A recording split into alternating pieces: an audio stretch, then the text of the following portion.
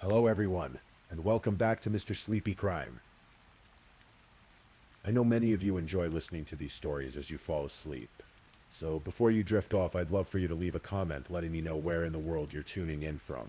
And if you're enjoying the story, don't forget to like and subscribe. It really helps the channel grow. Before we begin, I want to acknowledge that this story involves real people and real tragedies. We tell these stories not for entertainment, but to remember the victims and perhaps help others recognize the warning signs that could prevent similar tragedies. For the best experience, feel free to lower the volume a little, just enough to let the story gently carry you off to sleep. Alright, please get comfortable, dim the lights, and let's dive into tonight's first story. Tonight we're going to explore a story together, one that begins in the vast, quiet landscape of South Africa's Northern Cape. This is a tale of family, secrets, and the slow unraveling of truth in a small town where everyone knew everyone else's name. Take a breath with me now. In out, let the tension of the day drift away as we journey to a place where the sky stretches endlessly above dusty roads, where sheep graze on sprawling farms, and where, on one Good Friday in 2012, everything changed for the people of a town called Griekwastad. Griekwastad. The name itself feels like wind across the veld. It's a small farming community in the Northern Cape province of South Africa, about 168 kilometers west of the city of Kimberley. The land here is dry, often unforgiving, with scrubby bushes dotting red earth that seems to stretch forever under an immense blue sky. It's the kind of place where farming families have worked the land for generations, where neighbors know each other's struggles and triumphs, where the rhythm of life follows the seasons and the needs of livestock. In Griekwastad, time moves differently. Slower, quieter. The town was once called Griquatown, established in the early 1800s as the first settlement north of the Orange River. It has a history woven through missionary work, colonial disputes, and the blending of cultures in the harsh beauty of the South African interior. But by 2012, it was simply a tight-knit farming community where families gathered at church on Sundays and children played in the dust while their parents talked about rainfall and market prices. One of these families was the Steenkamps. They lived on a farm called Nawahoek, just outside town. The farm sat in that characteristic Northern Cape landscape, isolated but not lonely, connected to Griekwastad by a 10-kilometer stretch of dirt road that turned to dust in dry season and mud when the rains finally came. Dion Steenkamp was 44 years old in the spring of 2012. He was known around town as a hard-working farmer, a man who understood sheep and land, and the delicate balance required to make a living in such an arid place. Those who knew him well described him as skilled with his hands, practical, someone who could fix almost anything that broke on the farm. His wife, Crystal, was 43. Together they had built a life at Nawahoek, raising their 2 children in the wide-open spaces, teaching them the value of hard work and faith. They were a church-going family, regular attendees at the local congregation, part of the fabric of the community. Their daughter Marthella was 14 years old. She was at that tender age between childhood and young adulthood, still finding her way in the world. Like her brother, she enjoyed ten-pegging, a traditional equestrian sport popular in rural South Africa where riders use lances or swords to pick up ground targets while galloping on horseback. It requires precision, courage, and a deep bond with your horse. And then there was Don, their 15-year-old son. Don was by many accounts a model teenager. He attended Grey College, a prestigious boarding school in Bloemfontein, several hours away from the farm. He excelled at ten-pegging, having earned a place on the junior national team for the sport. He wore braces on his teeth and had that slightly awkward energy of adolescence. He was a regular churchgoer when home from school, seemed close with his family. To the outside world, the Steenkamps appeared to be what one neighbor called a model family. Close, loving, the kind of family you'd expect to see at community gatherings, helping neighbors, living the life that rural South Africa had offered for generations. But as we know in these stories, appearances can be deceiving. And sometimes the darkness that lives within a family is the kind that no outsider could ever see. It was April 6th, 2012, Good Friday, a day of quiet observance in Christian communities around the world. a day when many South African families gather for church services and meals together. The autumn air in the Northern Cape would have been cooling after the heat of summer. The sun setting earlier, painting the veld in shades of gold and amber. On the Steenkamp farm, the day unfolded as many others had. There were chores to complete, animals to tend, the familiar rhythms of farm life. Dolan was home from boarding school for the Easter holiday. The family went about their routines on this quiet Friday. But as dusk approached, something happened at Nawiok Farm. Something that would shatter the peace of Griquastad and send shockwaves through all of South Africa.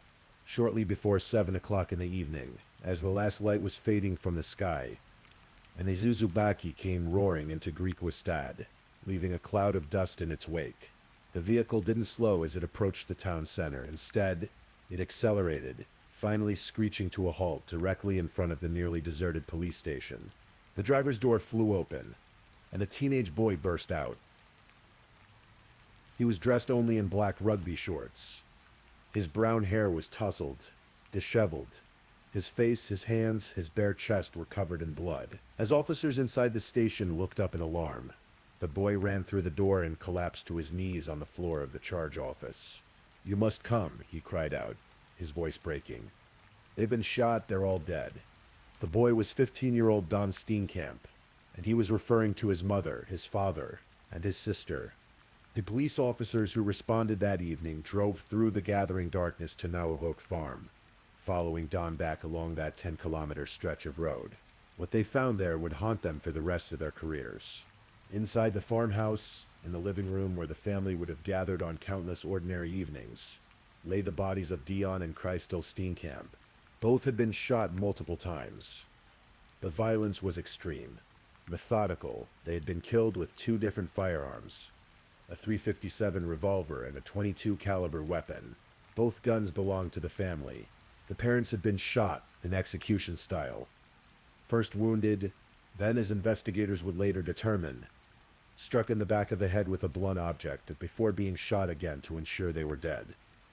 The scene was one of deliberate, calculated murder. And then there was Marthella. The 14-year-old girl had also been shot multiple times.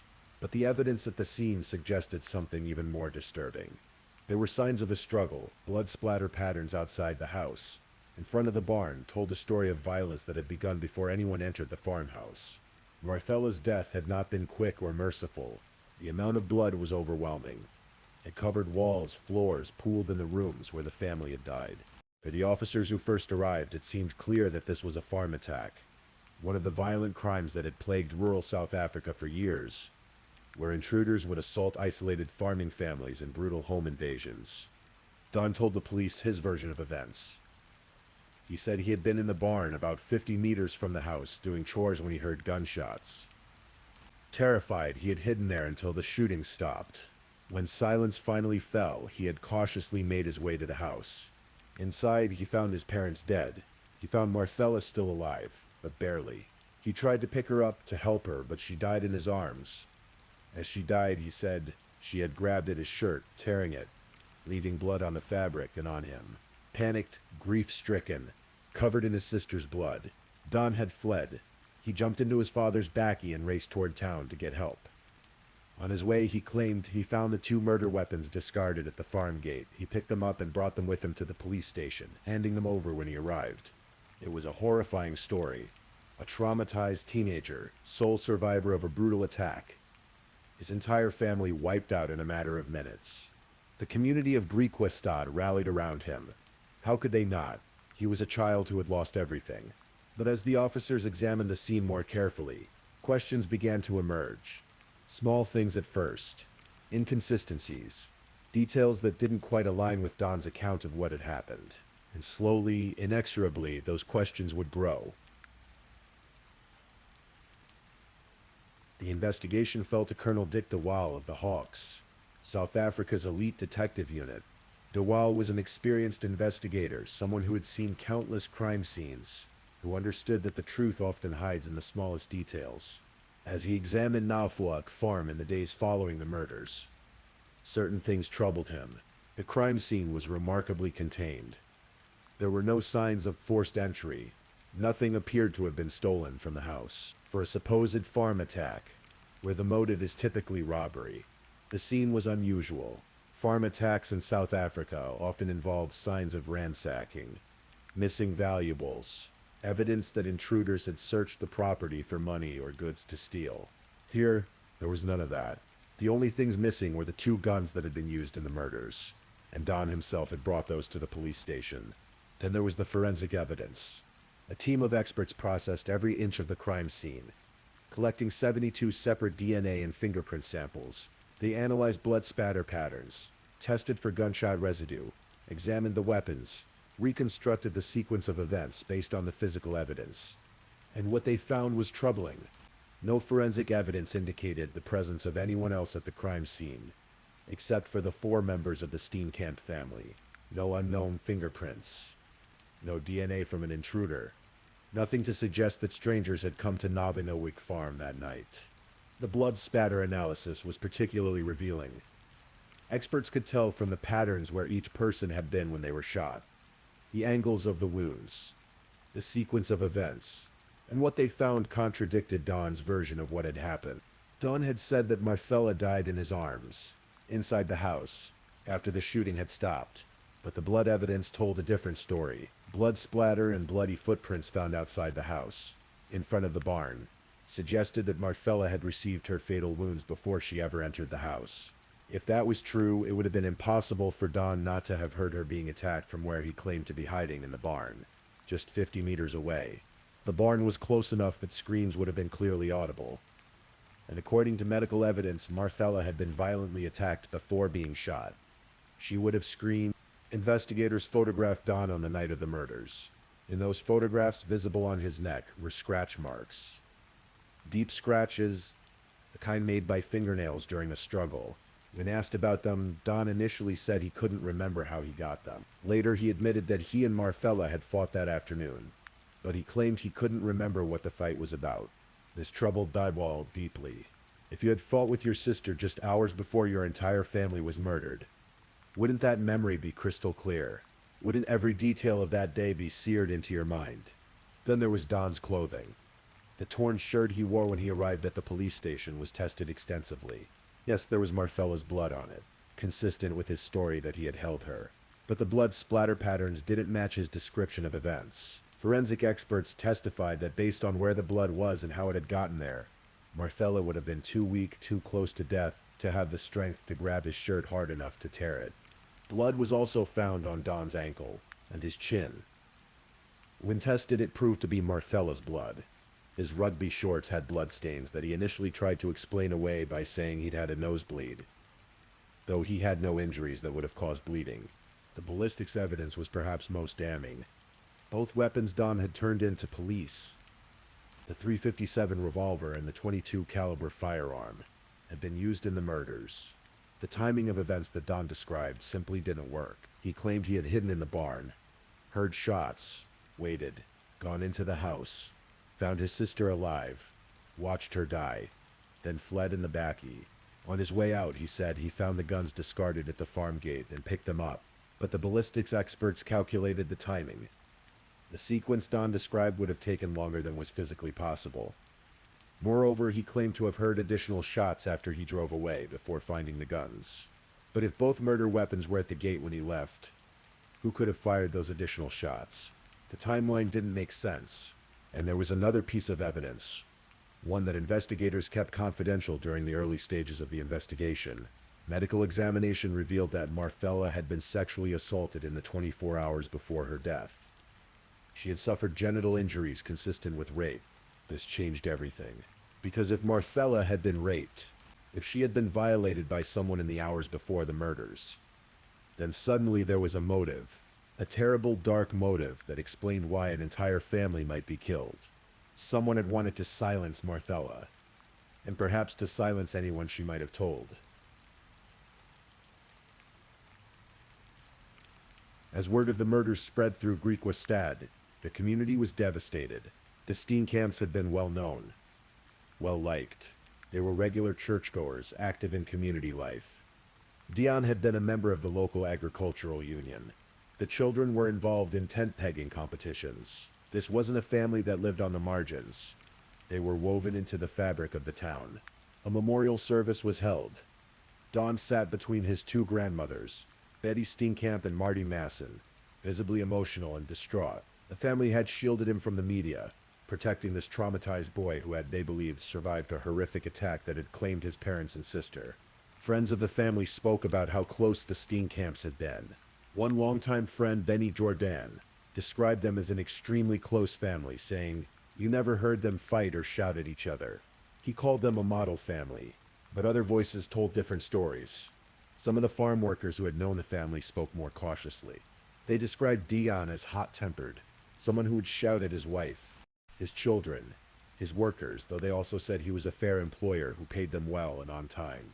The picture that emerged was more complex, more human. A family that, like many families, had their tensions and their struggles hidden behind closed doors. As the days passed and the investigation continued, rumors began to circulate. Small-town dynamics meant that everyone had an opinion. Everyone had heard something. Some people defended Don fiercely, unable to believe that a 15-year-old boy, a church-going student, a national champion in his sport, could have done something so unthinkable. Others began to wonder, to question, to look at the facts and feel a growing unease. 4 months after that terrible Good Friday, on August 21st, 2012, Don Steenkamp was arrested and charged with the murders of his parents and sister, with the rape of Marthella, and with defeating the ends of justice by lying to police. The news shocked South Africa. This wasn't just another farm attack. This was something far more sinister, far more disturbing. A teenage boy accused of murdering his entire family. The case gripped the nation, dividing public opinion. Could it be true? Could a child really do something so horrific? Don was held in the Youth Correction Center in Kimberley while awaiting trial. His bail hearing revealed more details of the case against him. Colonel DeWild testified about the forensic evidence, the inconsistencies in Don's story, the physical evidence that contradicted his version of events. The prosecutor argued that Don should be denied bail. They presented evidence of his access to weapons, noting that even while under suspicion he had gone hunting and shot a kudu. DeWild spoke plainly about his concerns. Who will be safe near him? Don's defense attorneys argued that the evidence was circumstantial, that the boy had cooperated with the investigation, that there was no reason to believe he would flee or interfere with witnesses. But ultimately, Don was denied bail. He would remain in custody until his trial. The murder trial finally began at the end of 2013, nearly 2 years after the murders. It was held in the Northern Cape High Court in Kimberley with Judge President Frans Como presiding. The case drew intense media attention, journalists from across South Africa covering every development, every piece of testimony. But in November of that year, something unusual happened. Just before judgment was to be delivered, Don dismissed his legal team, claiming irreconcilable differences with his attorneys. The trial was postponed. New counsel was appointed, and the case resumed in March of 2014. Throughout the trial, prosecutor Hannes Clode methodically presented the state's case. Forensic experts testified about the blood evidence. Ballistic specialists explained why Don's timeline was impossible. Medical examiners detailed the injuries to all 3 victims, the execution-style nature of the murders, the evidence of sexual assault. DeWild testified about the investigation, about the 72 DNA and fingerprint tests that found no evidence of anyone else at the crime scene. He described how Don's story had changed multiple times as new evidence came to light, how the young man had offered different explanations for the blood on his clothes, the scratches on his neck, his whereabouts during the crucial minutes when his family was killed. One detail particularly stood out. 2 days after the murders, Don had allegedly asked someone how much he would inherit. If true, it suggested a chilling level of calculation, a complete absence of grief or remorse. Don took the stand in his own defense. He maintained his innocence throughout. Yes, he admitted. He had fought with Marthella that afternoon. Yes, there were inconsistencies in his statements, but he claimed these were the result of trauma, confusion, the overwhelming shock of losing his entire family. His defense team suggested alternative theories. They proposed that perhaps Dion, the father, had been responsible for Marthella's sexual assault. They argued that the forensic evidence, while compelling, was open to interpretation. They portrayed Don as a victim, a traumatized child who had survived something unspeakable and was now being persecuted for it. But Judge Kigomo was not convinced. On March 27, 2014, Judge Franz Condamo delivered his verdict. After reviewing all the evidence, all the testimony, all the forensic reports, he found Don Steenkamp guilty on all charges. Guilty of 3 counts of premeditated murder, guilty of rape, guilty of defeating the ends of justice. In his judgment, Judge Kogo laid out the reasoning that had led him to this conclusion. He addressed the forensic evidence, the ballistics, the blood spatter analysis, the impossibility of Don's version of events. He spoke about the scratch marks on Don's neck, the fight with Marthella that Don couldn't explain, the blood evidence that told a story of violence and struggle. Most significantly, Kogomo addressed the motive. He stated his belief that Don had sexually assaulted Marthella, that she had either threatened to tell their parents or had already told them, and that Don had murdered all 3 family members to prevent the truth from coming out. The judge noted that he believed this was not the first time Marthella had been victimized, that there was evidence of ongoing abuse. The need to silence Marthella, to eliminate the witnesses to his crime, was, in the judge's view, the only logical explanation for why a 15-year-old boy would commit such brutal, methodical murders. Kogomo spoke directly to Don during the verdict. He dismissed the defense's suggestions about the father being responsible for Marcella's injuries, calling it an attempt to counter the state's argument. He questioned how Marcella could have died lovingly in Don's arms, as he claimed, given the violent nature of her death. He pointed out that Don would have been too nauseated by blood to comfort his dying sister if his version was true, yet he had pushed her away violently while she reached out to him. The evidence, the judge concluded, was overwhelming. Don Steenkamp had killed his family. The community of Greek Wasted was divided. Some accepted the verdict, believing that justice had been served. Others continued to believe in Don's innocence, unable to reconcile the smiling teenager they knew with the cold-blooded killer described in court. On August 13, 2014, just 2 days before his 18th birthday, Don Steenkamp was sentenced. Judge Clermont sentenced him to 20 years imprisonment for each murder conviction, 12 years for the rape of Marthella, and 4 years for defeating the ends of justice. In total, it amounted to 76 years. But under South African law at that time, a minor younger than 16 could not be sentenced to more than 20 years in prison, regardless of the severity of the crimes. Since Don had been 15 years and 8 months old when he committed the murders, the sentences would run concurrently. Effectively, he would serve 20 years. In the courtroom, Judge Kogomo spoke final words to the teenager before him. "In 2 days you are a man," he said. "Now be a man." Don showed no visible emotion at the sentencing. He was transferred to the juvenile section of Kimberley Prison, where he would remain until turning 21, at which point he would move to the adult section to complete his sentence. Members of the extended Steenkamp family gave statements. Mariana Smith, Dion's sister, acknowledged that while the sentence could have been harsher, she commended the judge for showing some leniency given Don's youth and the possibility of psychological factors. She expressed hope that during his imprisonment, Don would receive the psychological support needed to understand the magnitude of his actions and show genuine remorse. Don's grandmother, 88-year-old Betty Steenkamp, issued a statement saying she had chosen to forgive her grandson. She said she would always love him, but pleaded that he receive necessary psychiatric and psychological help, so that one day he might make a positive contribution to society. Through all of this, Benin obtained his innocence. He expressed his intention to appeal the verdict and sentence. The young man who had been convicted of killing his entire family continued to insist he was not guilty. The Greek-Wastad murders left scars that would never fully heal. 3 people, a father, mother, and teenage daughter, had been violently killed in their own home. A family had been destroyed, and a community had been forced to confront the reality that sometimes the greatest danger doesn't come from strangers in the night. Sometimes it comes from within. The case raised difficult questions about family dynamics, about the secrets that can exist behind closed doors, about warning signs that might have been missed. How does a 15-year-old boy, by all outward appearances a normal teenager, become capable of such violence? What had happened in that family that led to this terrible night? There were no simple answers.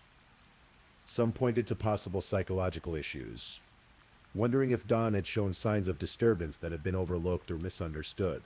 Others questioned the family dynamics, the relationships between parents and children, whether there had been tensions or conflicts that no outsider could see. The case also sparked broader conversations in South Africa about farm attacks, about violence in rural communities, about the justice system's treatment of juvenile offenders. The fact that Don could only receive a maximum of 20 years due to his age at the time of the murders troubled many who felt the sentence was too lenient for such heinous crimes. Years later, when Don became eligible to apply for parole, the family issued statements expressing their concerns.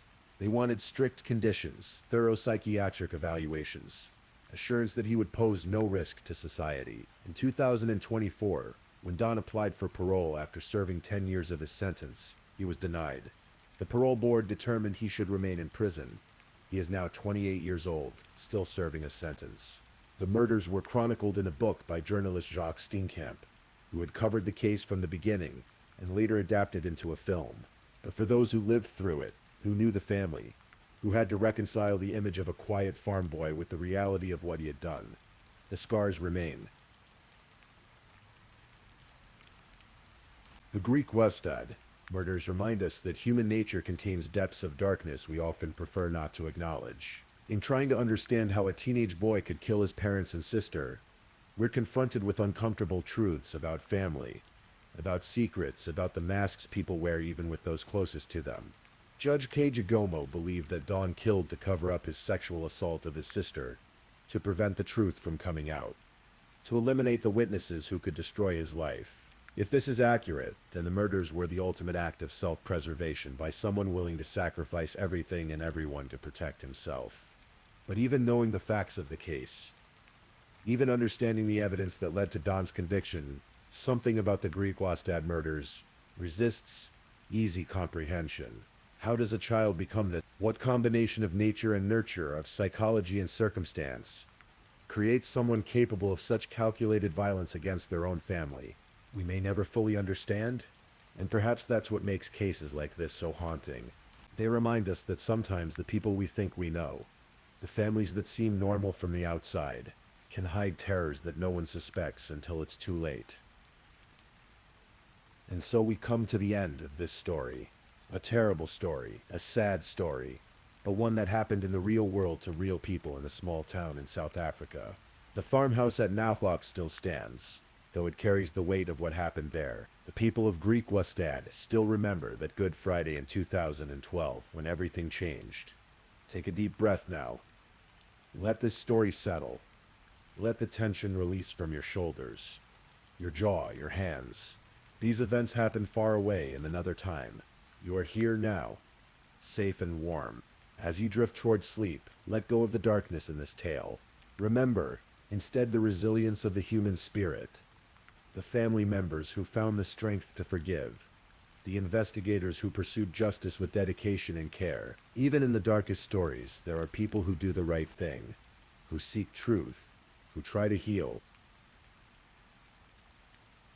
If this is your first time listening to one of our true crime stories, welcome to Mr. Sleepy Crime, where we explore these cases in a calm and respectful way. I also want to take a moment to appreciate my amazing subscribers who've been rocking with me. Thank you so much for your continued support. If you're still awake and listening, don't forget to drop a comment. Let me know where you're tuning in from and the current time in your corner of the world. Or just say something to let me know you're still here. And if you haven't already, be sure to like this video and subscribe so you don't miss our next true crime stories for sleep. Now let's move on to our second story.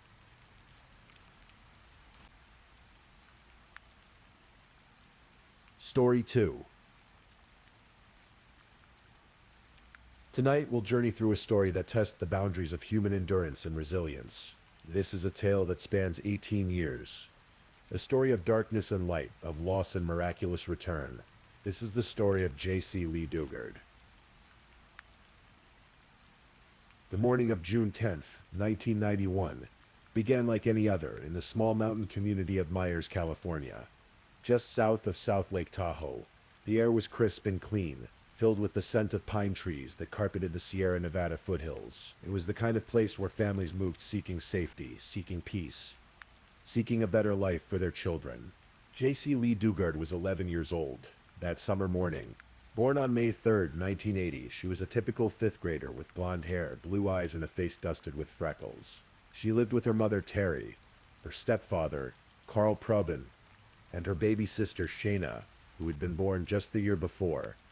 The family had moved to this quiet mountain town from Southern California in September of 1990. Drawn by the promise of small-town security, JC was excited that June morning. There was a field trip coming up at school, something she'd been looking forward to.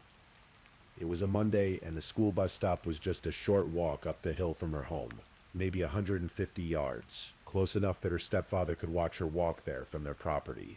Carl Probin was in the garage that morning. He watched as JC made her way up the slight incline toward the bus stop, her pink outfit bright in the morning sun. Pink was her favorite color. The whole town would soon learn this fact, as pink ribbons would eventually blanket the community in her honor. Then, in an instant, everything changed. A gray sedan pulled up alongside JC. Carl heard his stepdaughter scream. He looked up to see a man and a woman grabbing the young girl, pulling her into their vehicle. Carl jumped on his bicycle and pedaled furiously, chasing the car as it sped away.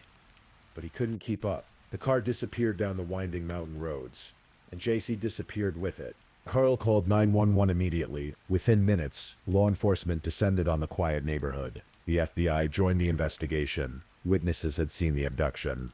Carl had seen it with his own eyes. He could describe the vehicle, describe what had happened. But somehow, despite all of this, there were no reliable leads. No one could identify the kidnappers. No one knew where they had taken JC. The community rallied. Within weeks, tens of thousands of flyers and posters were mailed to businesses throughout the United States. The town of South Lake Tahoe was blanketed in pink ribbons. JC's stepfather founded a group called JC's Hope to coordinate volunteer and fundraising efforts. Cassette tapes of a song called JC Lee were sold, along with t-shirts and buttons, all to raise money for the search. On June 14th, 1991, just 4 days after the kidnapping, JC's case was featured on the television show America's Most Wanted. The National Center for Missing and Exploited Children became involved. A reward was offered. But as the days turned to weeks, and the weeks turned to months, and the months turned to years, hope began to fade. Where was JC? Was she still alive? The questions haunted her mother every single day. What Terry Probin and the rest of JC's family didn't know was that their daughter was alive. She was living 170 miles away, hidden in plain sight in the small city of Antioch, California, in the backyard of a house on Walnut Avenue. To understand what happened to JC, we must understand the people who took her. Philip Craig Garrido was born on April 5th, 1951, in Pittsburgh, California. He grew up in the nearby town of Brentwood and graduated from Liberty High School in 1969. His father would later say that Philip had been a good boy as a child, but something changed after a serious motorcycle accident as a teenager. The head injury from that accident seemed to mark a turning point. After high school, Philip became caught up in the counterculture of the 1960s San Francisco Bay Area. He grew his hair long, formed a band that played songs by Jefferson Airplane and Creedence Clearwater Revival, and painted his bedroom black, decorating it with psychedelic posters, illuminated by black lights. But more troublingly, he began using drugs heavily: crystal methamphetamine, LSD, cocaine. His brother would later say that Philip became a fruitcake after getting hooked on hallucinogens and stimulants. In 1972, when Philip was 21 years old, he was arrested and charged with drugging and sexually assaulting a 14-year-old girl, but the charges were dropped when the victim refused to testify. 4 years later, in 1976, Philip committed a crime that should have kept him in prison for decades. On November 22nd of that year, he kidnapped a 25-year-old woman named Catherine Calloway from a supermarket parking lot in South Lake Tahoe, the same general area where he would later abduct JC. He took Catherine across state lines to Reno, Nevada, where he held her in a storage unit and repeatedly raped her for 5 hours. Catherine managed to escape when a police officer happened to stop by. Philip was arrested and convicted in both federal and state courts. He was sentenced to 50 years in federal prison for the kidnapping and another 5 years for the Nevada sexual assault. He should have been incarcerated until well into the 21st century, but he wasn't. while Philip was in prison at the federal penitentiary in Leavenworth, Kansas. Something unexpected happened. A woman named Nancy Bocanegra came to visit her uncle at the prison.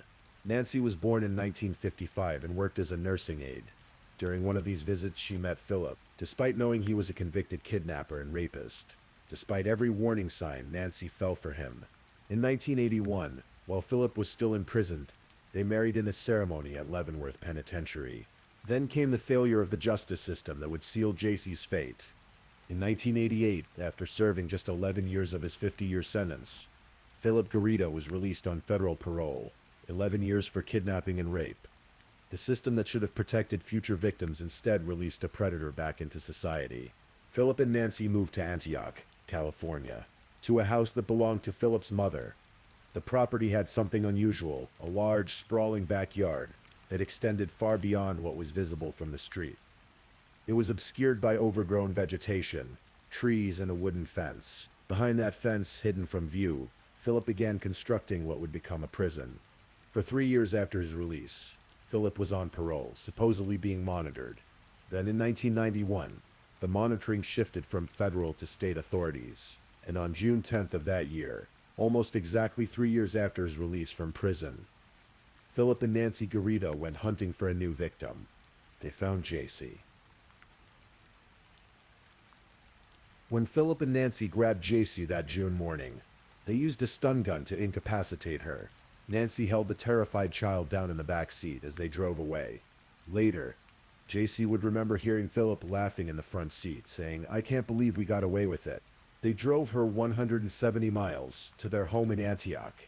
Hidden behind the fence in the backyard was a world completely separate from the normal suburban neighborhood on the other side. There were sheds no taller than 6 feet. There were tents. There was a primitive outhouse and a makeshift shower. One of the sheds had been soundproofed. This would be JC's world for the next 18 years. On that first day, Philip took JC into one of the sheds. He stripped off her clothes and burned her favorite pink outfit. He put handcuffs on her wrists. She was kept locked in that shed, unable to walk outside, unable to see the sun. 5 days later, Philip raped her for the first time. JC was 11 years old. Later, she would describe it as her first taste of pure evil. The Garridos gave JC a new name. They told her she was now Alyssa. For the next 18 years, she would not be allowed to write or speak her real name. In those early days and months of captivity, JC's only connection to the outside world was a small television set that Philip gave her. It was set to QVC, the home shopping channel. She would fall asleep to the sound of jewelry being sold. Grateful just to hear human voices, she was completely alone, locked in a shed, with no one knowing where she was. Meanwhile, back in South Lake Tahoe, her family was desperately searching. They never gave up hope, even as the months stretched into years. Inside that hidden compound, JC tried to hold on to her identity. She kept a journal where she wrote about her family, wondering if they were looking for her. The Garridos had given her kittens at one point, perhaps to keep her compliant. But when they discovered she was signing her real name in a journal she kept about the kittens, they forced her to tear out the page. It would be the last time she was permitted to write her name for 18 years. The kittens mysteriously vanished after that.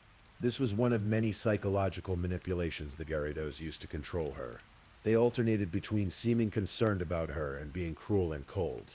They lied to her constantly, telling her that her family had stopped looking for her, that no one cared anymore. They kept her in a constant state of fear and dependency. Almost 3 years into her captivity, when JC was about 14 years old, the Garridos began to allow her some freedom from the handcuffs, though they still kept her locked in the bolted shed. Eventually, Philip built an 8-foot-tall fence around the backyard and set up a tent for her. It was the first time since her kidnapping that she was allowed to walk outside. But then came something that would change everything. In 1994, when JC was just 13 years old, the Garridos told her she was pregnant. She had been putting on weight, but didn't understand why. She knew nothing about sex before being kidnapped. She didn't even know she was in labor when the pain started. On August 18, 1994, 14-year-old JC gave birth to her first daughter in that backyard shed. There was no doctor, no hospital, no medical assistance of any kind. Just Philip and Nancy delivering the baby in that hidden compound. 3 years later, in November of 1997, when JC was 17, she gave birth to her second daughter, again without any medical care. The little girls were taught to call Nancy Mom and Philip Dad. They were told that JC was their older sister. They grew up believing this lie. They never went to school. They never saw a doctor or a dentist. Their entire world was that backyard compound. One neighbor would later recall a strange conversation with one of the girls, not knowing she was actually JC's daughter. The child said they went to church in their basement. When asked how many people were in their church, she said 5. When asked who the pastor was, she said, "My dad." All of this was happening while Philip was supposed to be on parole, supposedly being supervised by authorities. Parole officers visited the house 60 times over the years. 60 times. They walked through the front yard, they spoke with Philip, but they never checked the backyard. They never discovered the hidden compound behind the fence. They never found JC. In 2006, 15 years into JC's captivity, a neighbor called 911. The caller reported that there were tents in the backyard with children living in them. They said Philip Garrido was psychotic with sexual addictions. A deputy sheriff came to the house and spoke with Garrido at the front door for about 30 minutes. He noted that there would be a code violation if people were living outside on the property. Then he left. He never searched the backyard. Philip was also wearing a GPS tracking device as part of his parole. The data from that device clearly showed him making numerous visits to the hidden backyard, spending long periods of time there. But no one was monitoring the device closely enough to notice or investigate. JC kept journals during her captivity. She wrote about being afraid, lonely, and depressed. She wrote about feeling unloved. Over time, her isolation became so complete that she began to crave any human interaction, even if it came from the people who had kidnapped her. In one journal entry, she wrote, "It feels like I'm sinking. I'm afraid I want control of my life. This is supposed to be my life to do with what I like. But once again, he has taken it away. How many times is he allowed to take it away from me?" The years passed. 1992, 1995, 2000, 2005. JC had been taken as an 11-year-old child.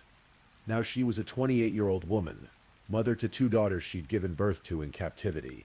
Her daughters were now 11 and 15 years old. They had never known freedom. They had never been to a real school. They had never been anywhere except that hidden backyard. But then, in August of 2009, Philip Garrido made a decision that would finally bring JC's captivity to an end.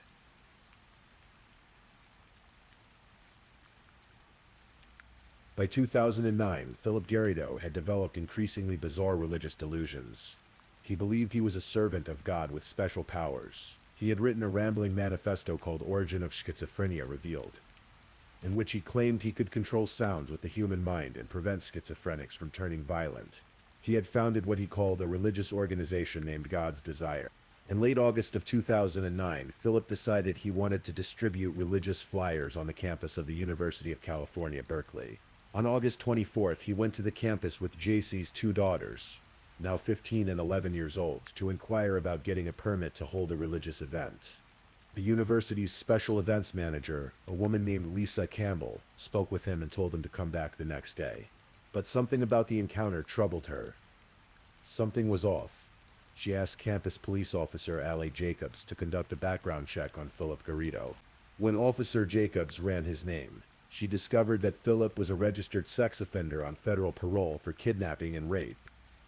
More concerning, his parole records indicated he had no children. Yet he had shown up on campus with 2 young girls. Officer Jacobs contacted Philip's parole officer, Edward Santos Jr. Santos was shocked to hear that Garrido had been on campus with children. Throughout his supervision of Garrido, Philip had maintained he was childless. Santos ordered Philip to report to his parole office in Concord, California, for a meeting on August 26th. When that day arrived, Philip showed up not just with the 2 girls, but also with Nancy and another woman who identified herself as Alyssa. During the questioning, Alyssa told investigators that the 2 girls were her daughters. She said she knew that Philip was a convicted sex offender, but she insisted he was a changed man, a great person who was good with her kids. The 2 girls echoed these statements, defending the man they believed was their father. When investigators pressed Alyssa for details that would confirm her identity, she became extremely defensive and agitated.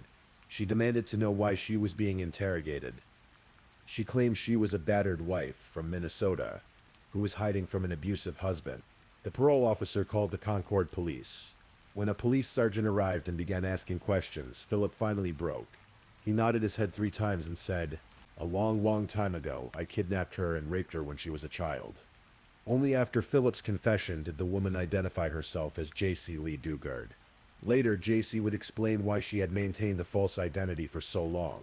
She said she resisted revealing who she was out of fear that her children would be taken from her. She had lived with them for their entire lives. She had raised them in that backyard prison.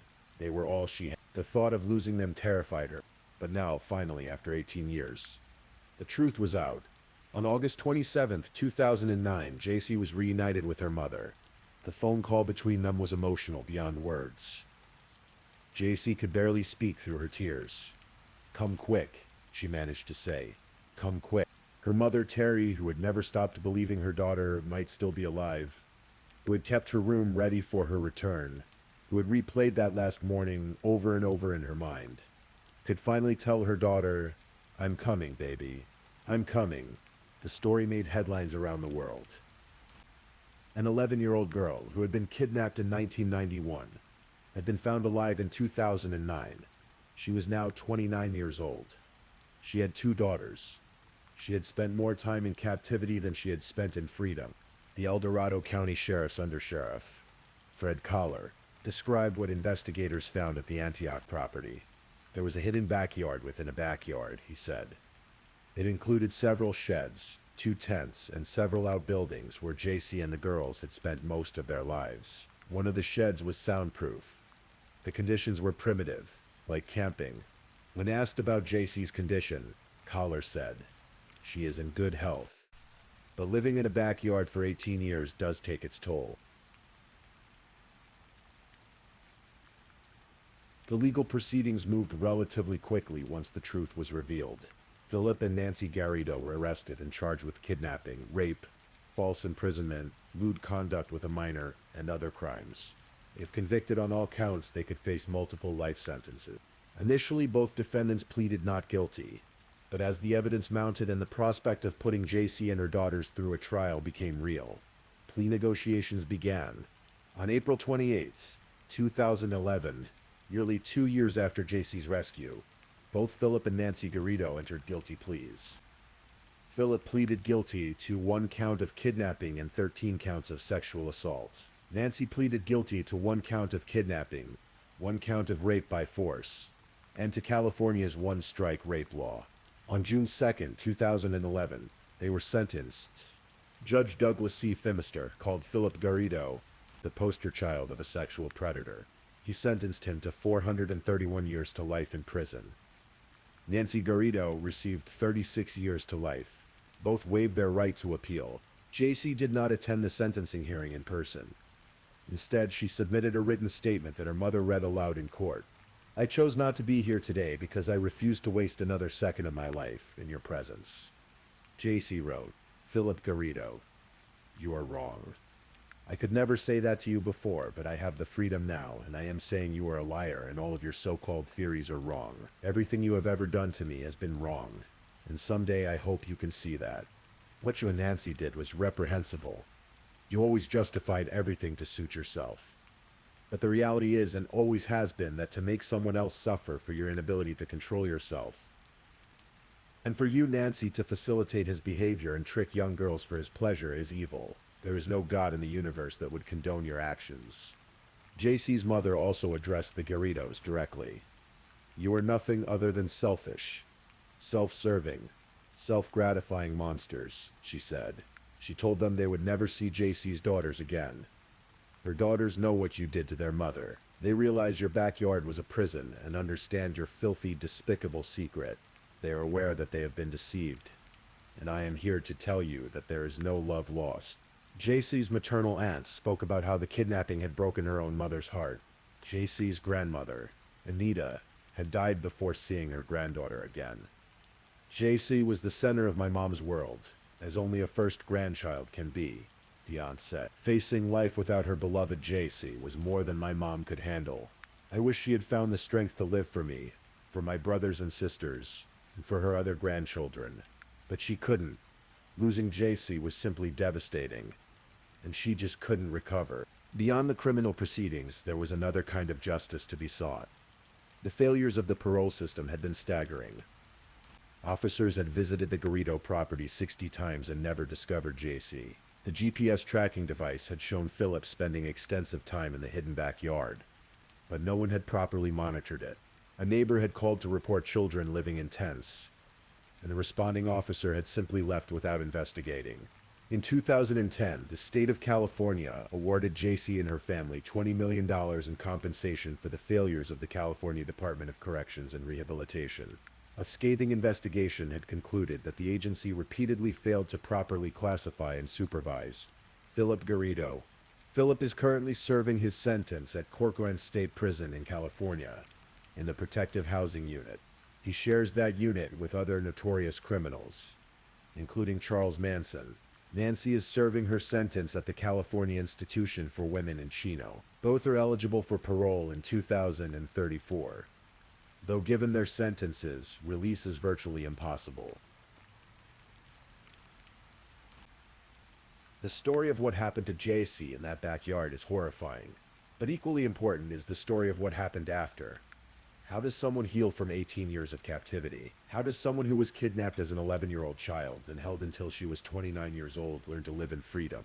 JC has been remarkably open about her recovery process, in part because she wants to help other survivors of trauma. Immediately after her rescue, JC was reunited with her mother and sister.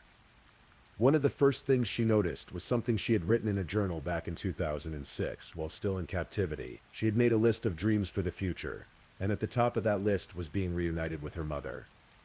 Now that dream had come true, but reunion was only the beginning. JC and her daughters needed intensive therapy. They worked with Dr. Rebecca Bailey, a therapist who specializes in post-trauma family reunification. Dr. Bailey used horses as part of the therapy, allowing JC and her daughters to learn to ride and to build confidence through their interactions with the animals. One of the most important things of working with survivors of abduction is allowing them to have choices in every single thing they do.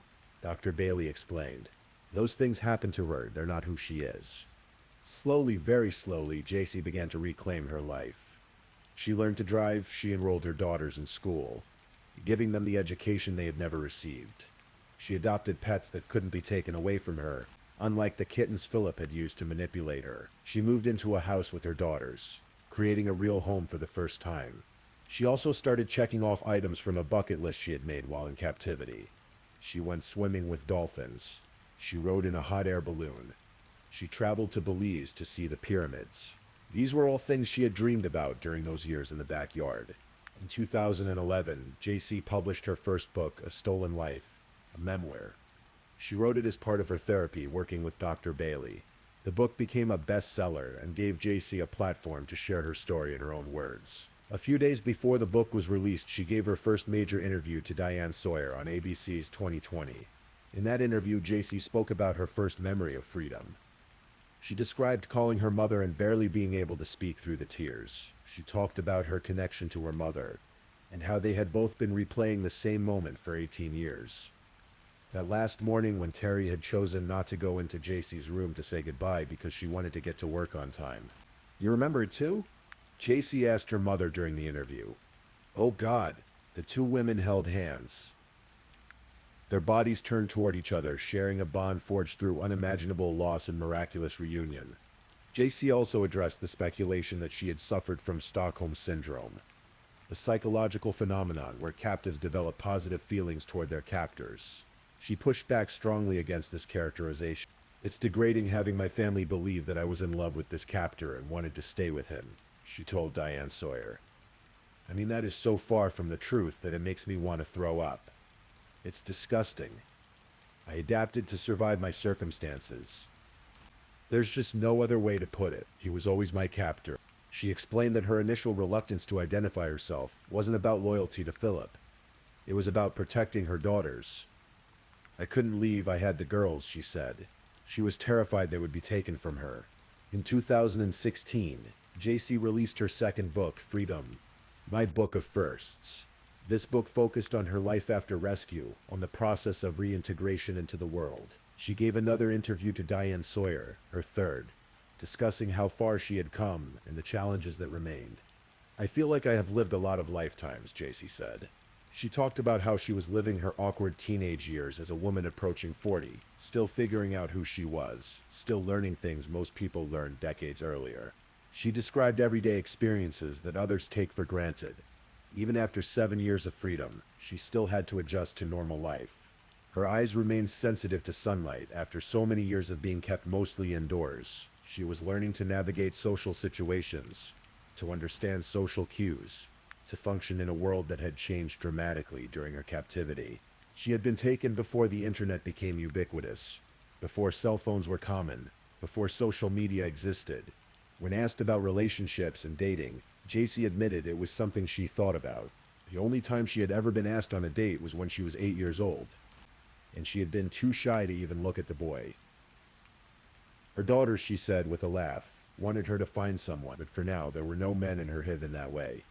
One of the most difficult aspects of her recovery has been dealing with regret. JC says she has to consciously choose every single day, not to give in to it. She knows she lost 18 years of her life, years she can never get back, but she also knows that dwelling on that loss would mean giving Philip and Nancy even more of her time. "I didn't want to give one more minute to Philip and Nancy," she said. "They took 18 years of my life. I would like to see them in jail for the rest of their lives." In addition to writing and doing occasional interviews, JC founded the JC Foundation, a nonprofit organization that provides support to families dealing with abduction and other traumatic losses. The foundation is her way of turning her experience into something that can help others. As for her daughters, JC has been fiercely protective of their privacy. Their names have never been publicly released. In 2016, JC revealed that both daughters were attending college. She has spoken about how proud she is of them, how they have overcome tremendous challenges, how resilient they have proven to be. The question of whether her daughters might want to see Philip Garrido someday is one JC has had to contemplate. When asked about it, she said, "I wouldn't be okay with it, but I wouldn't stop them." It's a testament to her commitment to giving her daughters the choices she never had. JC and her daughters now live somewhere in California in an undisclosed location. Away from public attention, they have built a life together, a real life, with school and friends and pets and all the normal things that were denied to them for so long.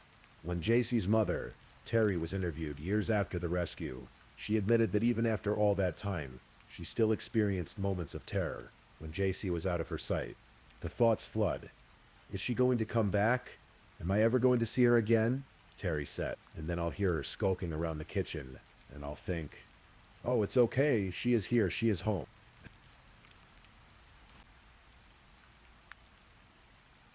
The case of JC Dugard is one that challenges our understanding of human endurance and the capacity for recovery. It's a story that asks difficult questions about our justice system, about how a convicted kidnapper and rapist could be released after serving just 11 years of a 50-year sentence, about how parole supervision could fail so completely that 60 visits to a parolee's home over 18 years never uncovered the victim living in his backyard, about how a neighbor's call reporting children in tents could be dismissed after a 30-minute conversation at the front door. But it's also a story about the unbreakable bond between a mother and daughter, about a woman who never gave up hope, who kept her daughter's room ready for 18 years, believing against all odds that JC would come home, about a little girl who held on to her identity even when she wasn't allowed to speak her own name, who survived by thinking about her family, who endured the unendurable and somehow found her way back. It's a story about two alert campus police officers who trusted their instincts when something seemed off, who did a background check and made a phone call that would end an 18-year nightmare. Lisa Campbell and Allie Jacobs' decision to investigate changed 3 lives forever. And perhaps most remarkably, it's a story about healing, about a woman who was taken at 11 and found at 29, who has spent the years since learning to drive, going back to school, swimming with dolphins, writing books, founding a nonprofit, raising her daughters, and slowly, carefully, beautifully, reclaiming the life that was stolen from her. JC Dugard once said she feels like she has lived many lifetimes. In a way, she has. There was the life before her kidnapping, those first 11 years of childhood in a loving home. There was the life in captivity, 18 years that tested the limits of human resilience. And now there is this life, this hard-won freedom, this daily choice to move forward rather than dwell on what was lost. When asked what message she would give to other survivors of trauma, JC has emphasized the importance of therapy, the value of staying out of the public eye during recovery, and the need to give oneself time. It's taken a lot of time, she said. It hasn't happened overnight. Her story reminds us that survival is possible even in the darkest circumstances, that healing is possible even from the most profound trauma, that hope, sometimes, against all logic and reason, can prove to be justified. Today, JC Dugard is in her mid-40s. Her daughters are in their 20s. They have built a life together, away from the cameras and the headlines, in some quiet place where they can simply be a family. The backyard compound where they were held is long gone, torn down and erased. Philip Garrido will spend the rest of his life in prison. Nancy Garrido will likely do the same. The house on Walnut Avenue has new owners who have no connection to the terrible things that happened there. But the story endures. It endures as a warning about the failures of our systems. It endures as inspiration for other survivors. And it endures as a testament to the strength of the human spirit, to the power of a mother's love, and to the possibility of finding light even after 18 years of darkness. JC Lee Dugard walked up a hill to a school bus stop on a June morning in 1991. She didn't know that morning that her life was about to change in the most horrible way imaginable, but she also couldn't have known that she would survive, that she would be found, that she would be reunited with her family, that she would write books and help others and raise her daughters and live to see them grow into strong, resilient young women. Sometimes the darkest stories have endings we could never have imagined. Sometimes people endure what seems unendurable. Sometimes even after 18 years, there is still hope for a morning when the phone rings and a voice on the other end says, "We found her." And sometimes, just sometimes, that's enough. If you're still awake and listening, check whether you've left your little goodnight comment. I always check your comments before I sleep too. And if you haven't already, don't forget to like this video and subscribe so you don't miss our next true crime stories for sleep. Meanwhile, let's move on to our third story.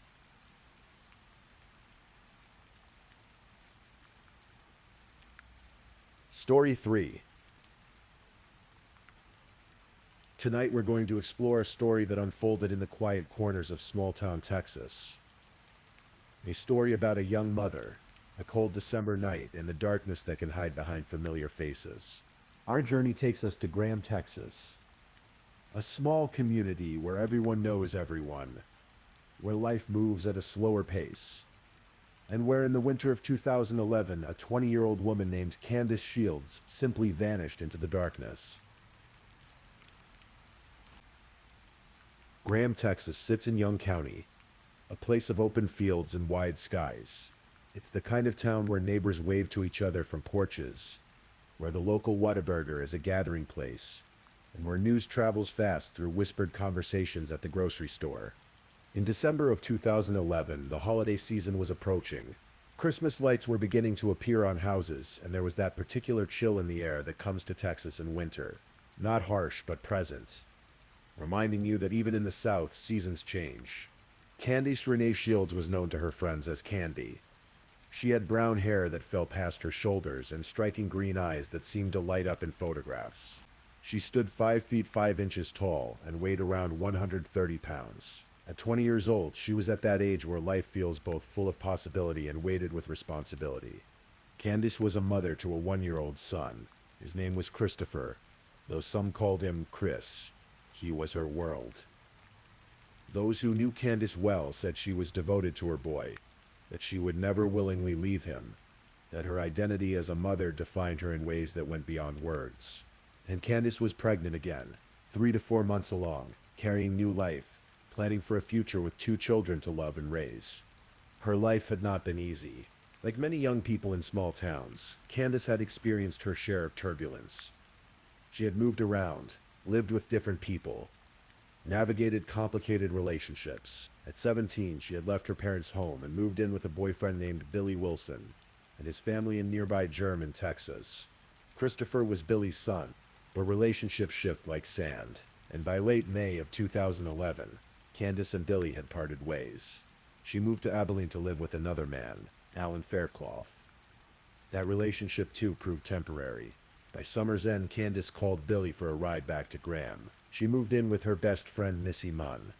In October of 2011, Candace moved in with friends named James and Misty Barnett. It was meant to be a fresh start, a stable place while she got back on her feet. She had just started working at the local Whataburger, beginning her shifts with hope for consistency, for routine, for building something solid. But on the very same day that Candace moved into the Barnett home, someone else moved in too. James Barnett's half-brother. His name was Jeremy Thornburg. Jeremy Paul Thornburg was 24 years old.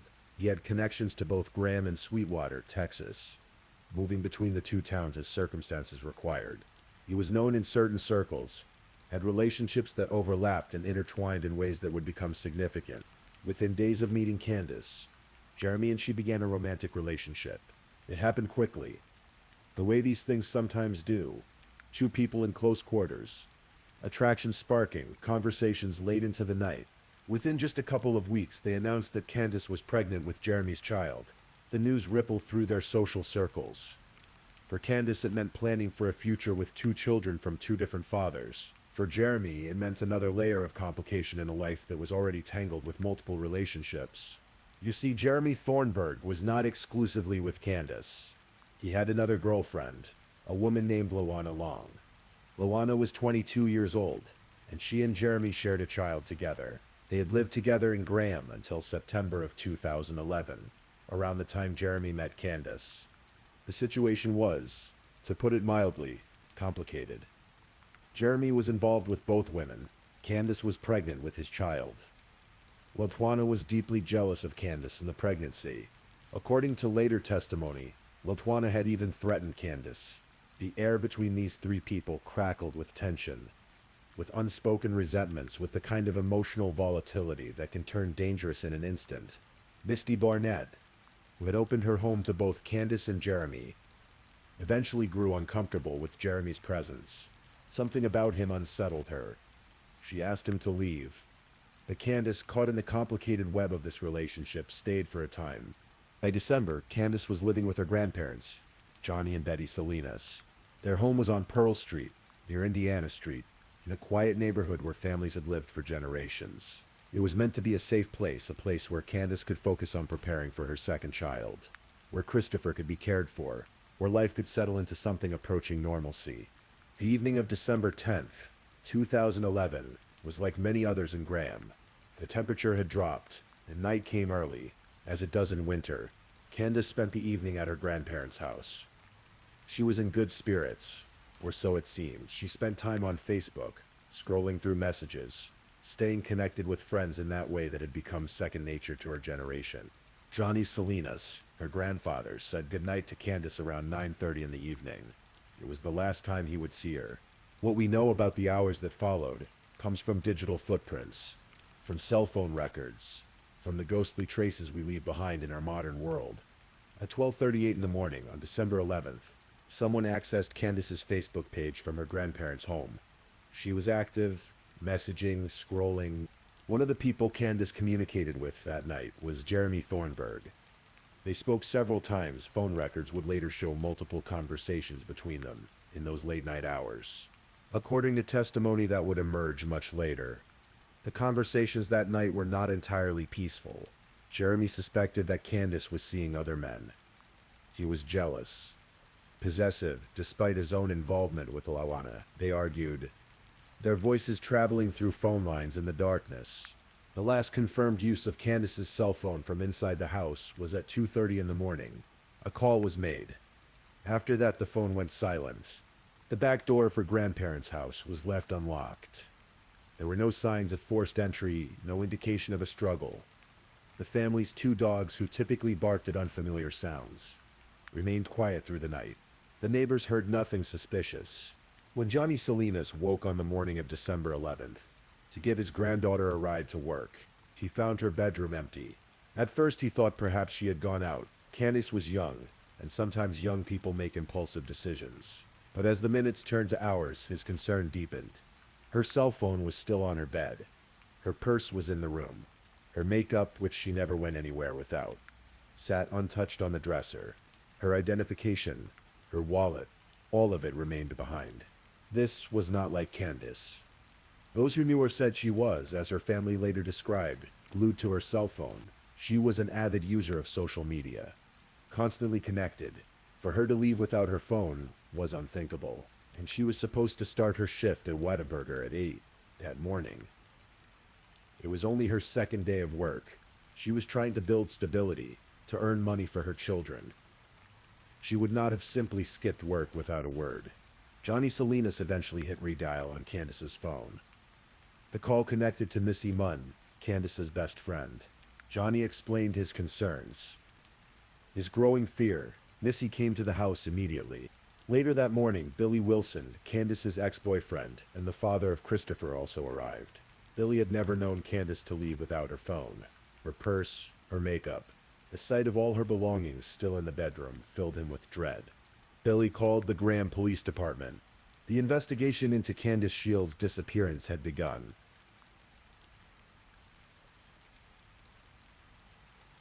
Lieutenant Jim Reeves of the Graham Police Department took charge of the investigation. He was thorough, methodical, understanding that time was critical when someone goes missing. The first step was gathering information from Candace's friends and family. They painted a picture of a young woman who, despite the complications in her life, loved her son deeply and would not have abandoned him. The pregnancy made her disappearance even more concerning. Lieutenant Reeves examined Candace's cell phone. The data recovered from it revealed that in the days and weeks leading up to her disappearance, Candace had been in almost daily communication with several men. Billy Wilson, Alan Faircloth, Jeremy Thornburg, and possibly others. Texas Ranger Corey Lane joined the investigation, bringing additional resources and expertise.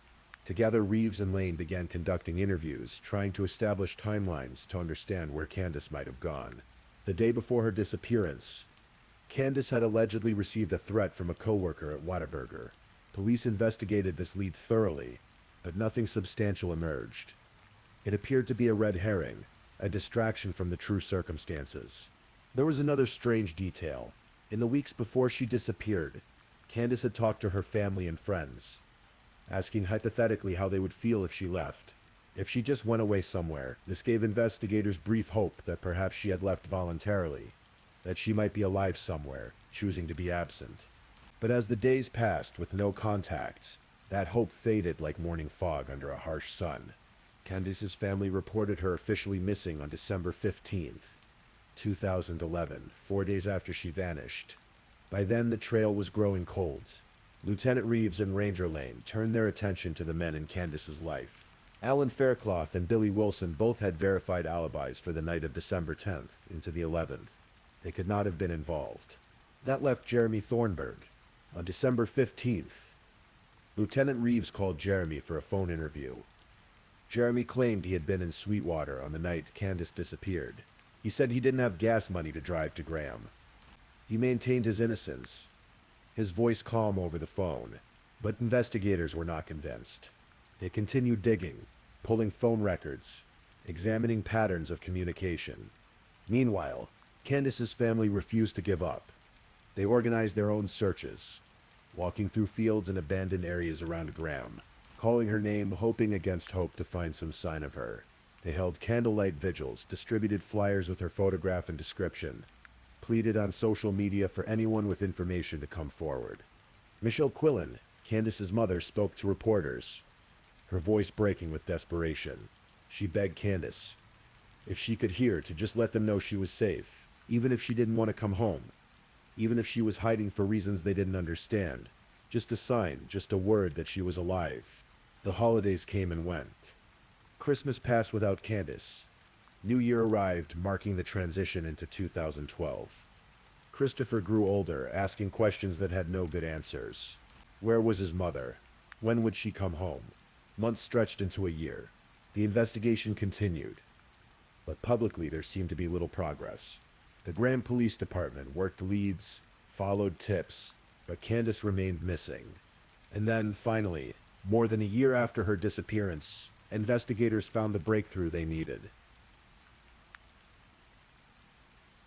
The evidence that ultimately led to arrests came from multiple sources, pieced together slowly, painstakingly. First, there was the gun. Jeremy Thornburg owned a firearm. and investigators obtained it for forensic analysis. A forensic scientist named Brent Hester examined the weapon carefully. He performed tests on what appeared to be stains on the underside of the gun. One stain was almost invisible to the naked eye, less than 1 millimeter in diameter, but the test came back positive.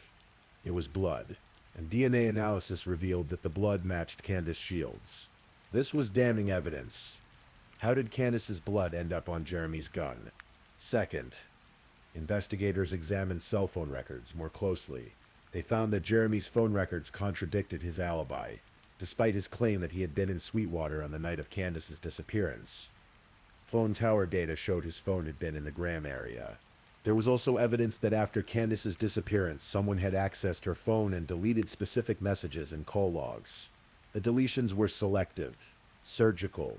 Investigators believed Jeremy had taken Candace's phone after whatever happened to her, removed incriminating evidence, and then returned the phone to her grandparents' house. That would explain why the phone was left behind. It had been cleaned of evidence and placed back in her bedroom. Third, there was testimony from people close to Jeremy and LaShawana. A woman named Jessica Cortez, who shared a trailer with Jeremy and LaShawana, noticed something odd in the days after Candace's disappearance. Bleach was missing from their home. Not just a little, a significant amount. Enough to be noticeable. Why would someone suddenly need a large quantity of bleach? The pieces were coming together. But investigators needed more. They needed someone on the inside to break. In February of 2013, more than a year after Candace vanished, authorities arrested Jeremy Paul Thornburg. He was taken into custody in Abilene and transported to the Young County Jail. His bond was set at $750,000. A press conference was held. Texas Department of Safety officials announced that new information confirmed Jeremy had traveled to Candace's home on the evening of December 10th, and that Candace had left with him in the early morning hours of December 11th. The case was no longer just a missing person investigation. It was now a murder investigation, even though Candace's body had not been found. Days later, in late February 2013, a second arrest was made. LaShawana Long was taken into custody and charged with murder in connection with Candace's death. Her bond was also set at $750,000. The arrest brought a mixture of emotions to Candace's family. Relief that someone would be held accountable. Anguish that their worst fears were being confirmed. Frustration that Candace's body still had not been recovered. Lieutenant Reeves and Ranger Lane interviewed LaShawana Long multiple times. At first, she claimed to know nothing. In her initial interview back in 2011, she had told investigators she worked with Candace at Whataburger, but denied having any information about her whereabouts. In her second interview after Jeremy's arrest in 2013, LaShawana changed her story slightly. She said she had heard that Candace had moved to Oklahoma in December 2011, but investigators knew she was lying. Ranger Lane confronted her, told her directly that he didn't believe her, and then, finally in March of 2013, during her third interview, LaShawana broke. She confessed that she knew what had happened to Candace Shields. She knew where the body could be found. The story that LaShawana Long told was chilling in its simplicity and brutality. She testified that on the night of December 10th, going into the early morning of December 11th, Jeremy contacted Candace. He asked her to meet him. Despite everything, the complications, the jealousy, the arguments, Candace agreed. According to LaShawana, Jeremy picked Candace up from her grandparents' house in the early morning hours. Sometime after 2:30, they drove together out of Graham, heading toward the open fields that stretch between Graham and Breckenridge. These are lonely places, especially at night. Dark expanses where the only light comes from a scattered farmhouse or the distant glow of a town miles away. The kind of place where you can be completely alone, where no one will hear a sound. Once they were isolated in one of these fields, Jeremy shot Candace. The gunshot would have echoed across the empty land, but there was no one to hear it, no witnesses, just the cold December air and the darkness. LaShawana testified that she was present for what happened next. After Jeremy killed Candace, they poured bleach over her body. The chemical would destroy DNA evidence, make it harder for investigators to find forensic proof. It was a calculated act, an attempt to cover up the crime. Lashwana later claimed that she did not participate in the actual murder, that she had not pulled the trigger, that she had been present but not active. She testified that Jeremy had planned to kill Candace, and that she had known about his plans but did not stop him. Whether this was the complete truth or a version shaped to minimize her own culpability, we cannot know with certainty. What is clear is that both Jeremy and Lashwana were involved in Candace's death. Lashwana agreed to plead guilty to murder in exchange for a reduced sentence. She was sentenced to 30 years in prison. Part of the agreement was that she would testify against Jeremy Thornburg at his trial. Jeremy's family members also provided testimony that would prove crucial. Jeremy's brother, Jimmy Thornburg, told authorities that Jeremy had confessed to him. Jeremy had described where he shot and killed Candace. At first, Jimmy didn't believe him. It seemed too horrible, too unthinkable. But when Jeremy was arrested, Jimmy realized his brother had been telling the truth. Investigators searched the area that Jimmy indicated, the field between Graham and Breckenridge. They combed through the terrain, looking for any sign of Candace's remains. They found nothing. Jeremy's mother, Lachelle Doolittle, also testified. She said that Jeremy had been living with her in Sweetwater around the time of Candace's disappearance. One morning she went to her car to drive to church and discovered that the gas tank was empty, even though she had filled it with gas the day before. Someone had used her car, driven somewhere and back, depleting an entire tank of gas. The distance from Sweetwater to Graham and back would require precisely that amount of fuel. When Lachelle heard that Candace was missing, she later admitted she had thoughts that her son might have been involved. A mother's intuition, dark and terrible. In October of 2014, nearly 3 years after Candace vanished, Jeremy Paul Thornburg's trial began. The prosecution laid out their case methodically. They presented the cell phone records showing Jeremy's presence in Graham on the night of the disappearance. They introduced the gun with Candace's blood on it. They called Lashwana Long to the stand to testify about what happened in that field. Jessica Cortez also testified. She told the jury that Jeremy had confessed to her that he had killed Candace. However, she changed her story 3 times over the course of the investigation, which created complications for the prosecution. Defense attorneys seized on these inconsistencies, questioning her reliability. The defense argued that the evidence was circumstantial, that a spot of blood on a gun was not proof of murder, that Lashwana's testimony was unreliable because she had struck a deal with prosecutors. But the jury heard the totality of the evidence, the lies Jeremy had told about his whereabouts, the blood on the gun, the missing bleach, the deleted phone records, the testimony of multiple witnesses who described Jeremy's suspicious behavior and contradictory statements. The trial lasted several days. Candace's family sat in the courtroom watching, waiting for justice. On October 21, 2014, both sides rested their cases. The jury deliberated, and then they returned with their verdict. Guilty of murder. Jeremy Paul Thornburg was sentenced to life in prison without the possibility of parole. The courtroom erupted in emotion. Candace's family wept, tears of relief mixed with profound grief. They had justice, yes. But Candace was still gone. Her body had not been found. Christopher would grow up without his mother. The child Candace had been carrying when she died would never be born. At the sentencing, Candace's stepfather read an emotional letter to the court, addressed to Jeremy. It spoke of the pain the family had endured for the past 3 years. The sleepless nights, the endless hoping and searching, the agony of not knowing. Michelle Quillen, Candace's mother, told reporters after the trial that while they hadn't expected the jury to sentence Jeremy to life in prison, they were grateful. "We got it," she said simply. But there was still something missing, something that weighed on the family every single day. To this day, Candace Shields' body has never been found, despite extensive searches, despite Lashwana's testimony about the location, despite law enforcement's best efforts. The fields between Graham and Breckenridge have kept their secret. Texas is vast. The rural areas around Graham stretch for miles, filled with fields, ravines, abandoned structures. The bleach that was poured over Candace's remains would have accelerated decomposition, making it even more difficult to locate her. For Candace's family, the absence of a body means there can never be complete closure. They cannot lay her to rest in a grave with a headstone. They cannot visit a specific place to remember her, to leave flowers, to feel close to her spirit. Every field they pass might be the one. Every search that turns up nothing is another wound reopened. The Graham Police Department and Texas Rangers have stated they will continue searching as new information becomes available. Volunteers occasionally organize search parties, walking through areas that haven't been thoroughly explored.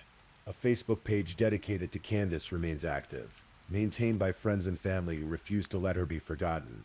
They share updates, memories, photographs of Candace smiling with her beautiful green eyes, holding Christopher, living her short life. Jeremy Thornburg is serving his life sentence in a Texas prison. LaWanna Long is serving her 30-year sentence. Both will spend decades behind bars for what they did on that December night. But Candace is still out there somewhere in the Texas landscape. Her son Christopher is now in his early teens, growing up with only photographs and stories to know his mother. The child she was pregnant with would have been around 11 or 12 years old now, had they been born. Michelle Quillen, Candace's mother, continues to advocate for missing persons cases, channeling her grief into helping others navigate the nightmare of having a loved one vanish. The pain never fully goes away, she says, but you learn to carry it differently. Johnny Salinas, the grandfather who last said goodnight to Candace, still lives in the house on Pearl Street. Sometimes, late at night, he wonders if he could have done something different, if there was a moment he missed, a warning sign that could have changed everything. But the truth is, no one in that house could have known what was waiting in the darkness outside their door. No one could have predicted that when Candace slipped out through the unlocked back door to meet Jeremy Thornburg, she was walking toward her death. The case of Candace Shields is a reminder that tragedy can strike anywhere, even in small towns that feel safe, even among people you know, even when you think you're making a simple decision like meeting someone you've been in a relationship with. It's a story about jealousy and control, about how toxic relationships can turn deadly, about the danger that can lurk behind familiar faces. But it's also a story about a family's love and determination, about a community that came together to search for one of their own, about law enforcement officers who refused to give up, who worked for more than a year to build a case that would bring justice. Candace Shields was more than a victim. She was a daughter, a granddaughter, a mother, a friend. She had dreams for her future, plans for raising her children, hopes that she would find stability and happiness. Those dreams were stolen from her on a cold December night in 2011. But her memory lives on. In Christopher, who carries pieces of his mother in his face and mannerisms. In the Facebook page that keeps her story alive. In every true crime story that is told. Reminding us to be vigilant, to trust our instincts, to look out for one another. And somewhere in those wide Texas fields, beneath the stars and the endless sky, Candace Shields rests in an unmarked place, waiting to be brought home. That's the story of Candace Shields, a case that remains open in one critical way. The search for her continues. If you have any information about the location of Candace's body, the Graham Police Department asks that you contact them. Even after all these years, bringing Candace home would mean the world to her family. Please, I'm just putting it out there. If you're still awake and listening, drop a comment. Let me know where you're tuning in from, the time in your part of the world, or just say something to let me know you're still with me. And of course, if you haven't already, like this video and subscribe so you don't miss the next true crime story for sleep. Now, let's move on to our fourth story.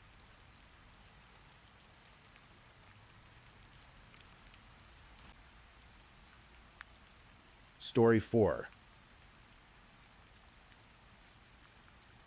Tonight we're going to explore a story that unfolded over nearly 2 decades in the quiet heart of Florida. A story of betrayal, secrets, and a mother's unwavering determination. This is the story of Mike Williams, a man who loved the stillness of dawn on the water, who worked tirelessly for his family, and who trusted the wrong people. In the late autumn of 1969, on October 16th, a baby boy was born in Tallahassee, Florida. His parents, Cheryl and Jerry Williams, named him Jerry Michael Williams. Though everyone would come to know him simply as Mike, he was the younger of 2 sons. Raised in Bradfordville, a modest community where neighbors knew each other's names and families gathered on front porches in the evening heat, Mike's childhood was unremarkable in the best way. His mother ran a daycare from their home, filling the house with the laughter of children. His father drove buses for Greyhound, working long routes to provide for his family. The Williams household wasn't wealthy, but it was rich in the things that mattered: love, stability, hard work. From the time Mike was 15 years old, he discovered something that would become a lifelong passion: duck hunting. There's something about the pre-dawn hours on a lake that speaks to certain souls. The mist rising off dark water, the sound of wings cutting through cold air, the absolute stillness before the sun breaks the horizon. For Mike, those hours on the water weren't just about hunting. They were meditation, peace, a place where the noise of the world couldn't reach him. He attended North Florida Christian School, a small private institution where relationships ran deep and lasted long. It was there, in the halls and classrooms of that close-knit school, that Mike met the people who would shape the rest of his life. His future wife, Denise Merrill, was a cheerleader with a bright smile. His best friend, Brian Winchester, was someone he trusted completely, someone he thought would be by his side forever. And Kathy Thomas, who would become Brian's wife, completed their circle of four. They were typical teenagers in many ways. They went to concerts. They double dated. They planned futures together, two couples who seemed destined to grow old as friends, raising children who would play together, celebrating holidays and milestones side by side. After high school, Mike attended Florida State University, where he studied political science and urban planning. But more importantly, he met his calling. Before he even graduated, he was hired by Ketchum Appraisal Group as a property appraiser. His boss would later describe him as the hardest working man he had ever seen. Mike had found something he was good at, something that could provide for the family he wanted to build. In 1994, Mike married his high school sweetheart, Denise. The wedding photos show a young couple full of hope, surrounded by friends who had known them since they were teenagers. Brian Winchester stood beside Mike as his best man. Everything seemed perfect. Mike threw himself into his work with a dedication that bordered on obsession. He would come home for dinner with Denise, spend time with her, and then return to the office after she went to bed. When their daughter Ansley was born in 1999, Mike's devotion only deepened. He was a father who came alive around his child. Care workers would see his face light up when he talked about her. He carried pictures. He rearranged his schedule to be present for the moments that mattered. By the year 2000, Mike Williams had built exactly the life he wanted. He was 31 years old, making an annual salary of $200,000. He and Denise owned a beautiful home in a small upscale subdivision on the east side of Tallahassee. They had a 1-year-old daughter who was the light of both their lives. Mike had his career, his family, and his passion for those quiet mornings on the water. On paper, everything was perfect. But beneath the surface, in the spaces Mike couldn't see, something dark was growing. October 13th, 1997. A Sister Hazel concert at Floyd's Music Store in downtown Tallahassee. Two couples arrived together, Mike and Denise Williams, Brian and Kathy Winchester. They had done this countless times before, going out together, enjoying music, being the friends they had always been. But that night, something changed. While Mike and Kathy went to park the car, Brian and Denise disappeared into the crowd. The lights were low, the music was loud, and in that darkness, they kissed. It wasn't a mistake. It wasn't an accident. It was the beginning of something they would later call their anniversary. October 13th, 1997, the night their affair began. What started as stolen moments at a concert became an elaborate web of deception. Brian and Denise began meeting in secret.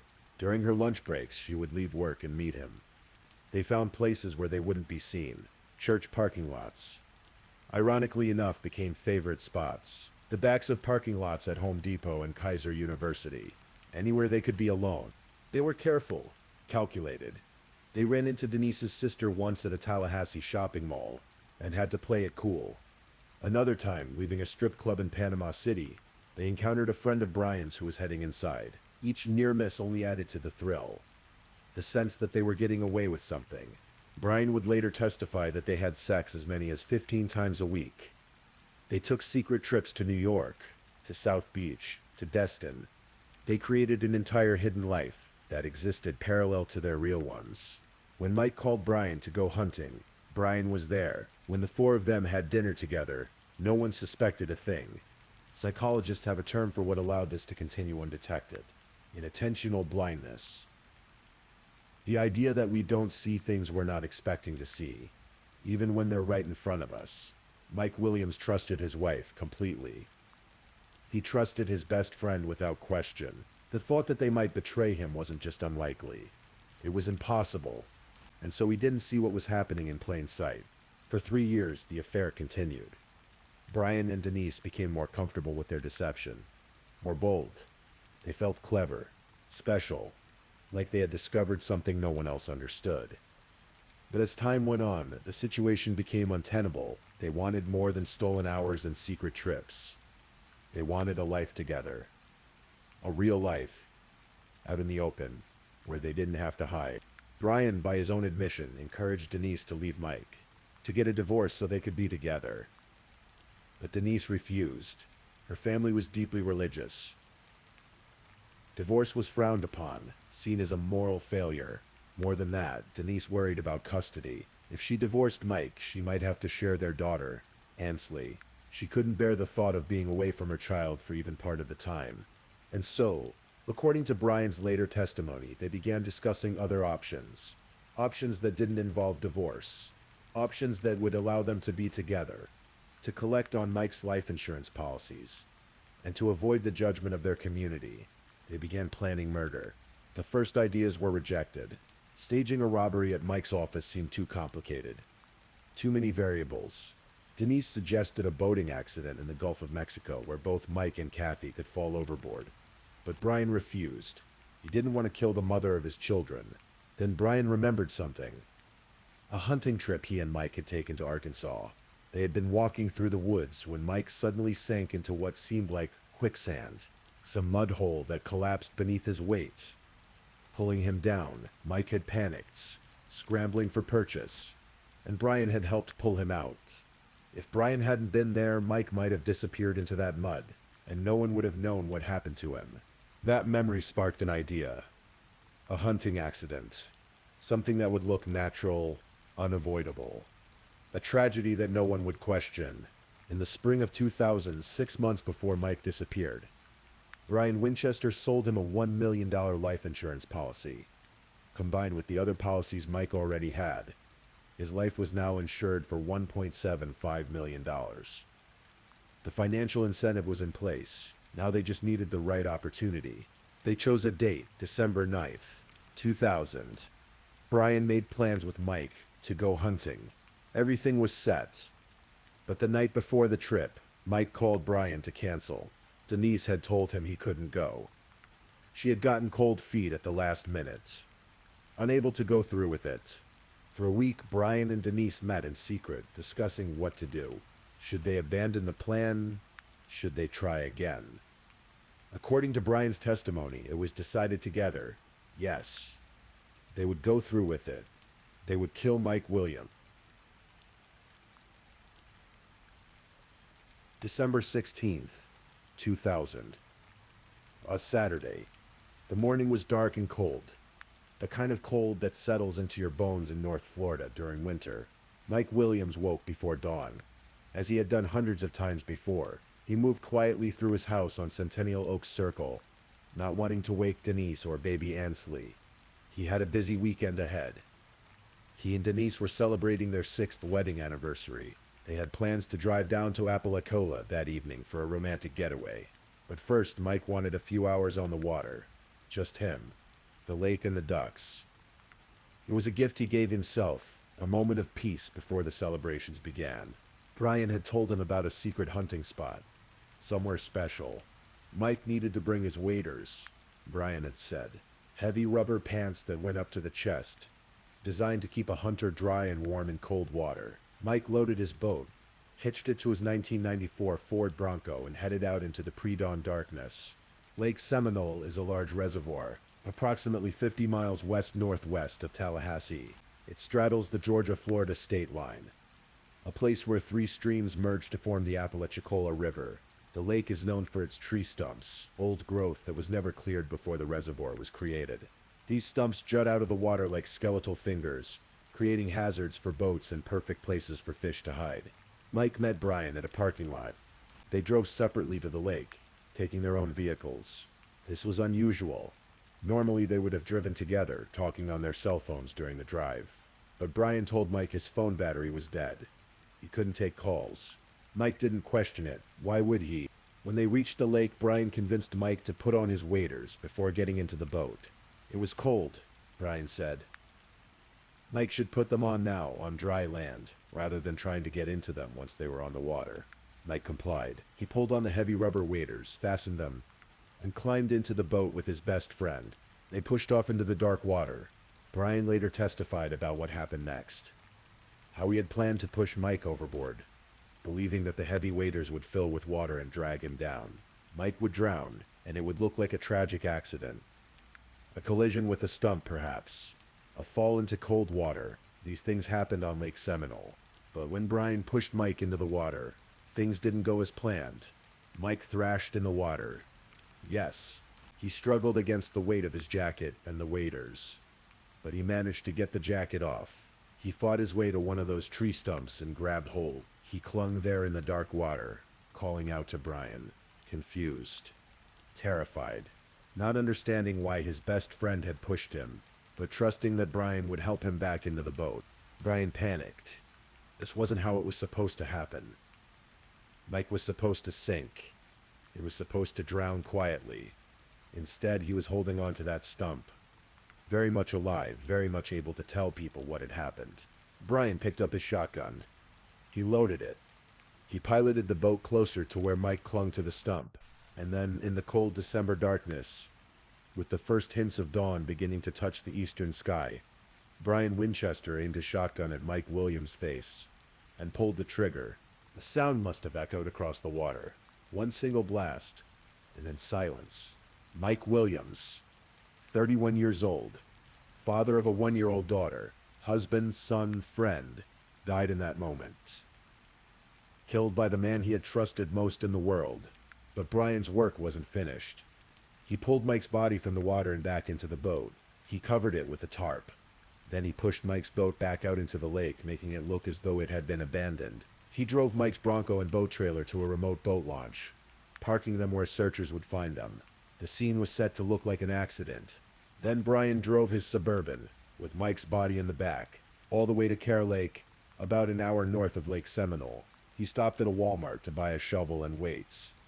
He drove to a spot he remembered from previous hunts, a place with deep mud holes, and there on land owned by someone else, in a place where no one would think to look.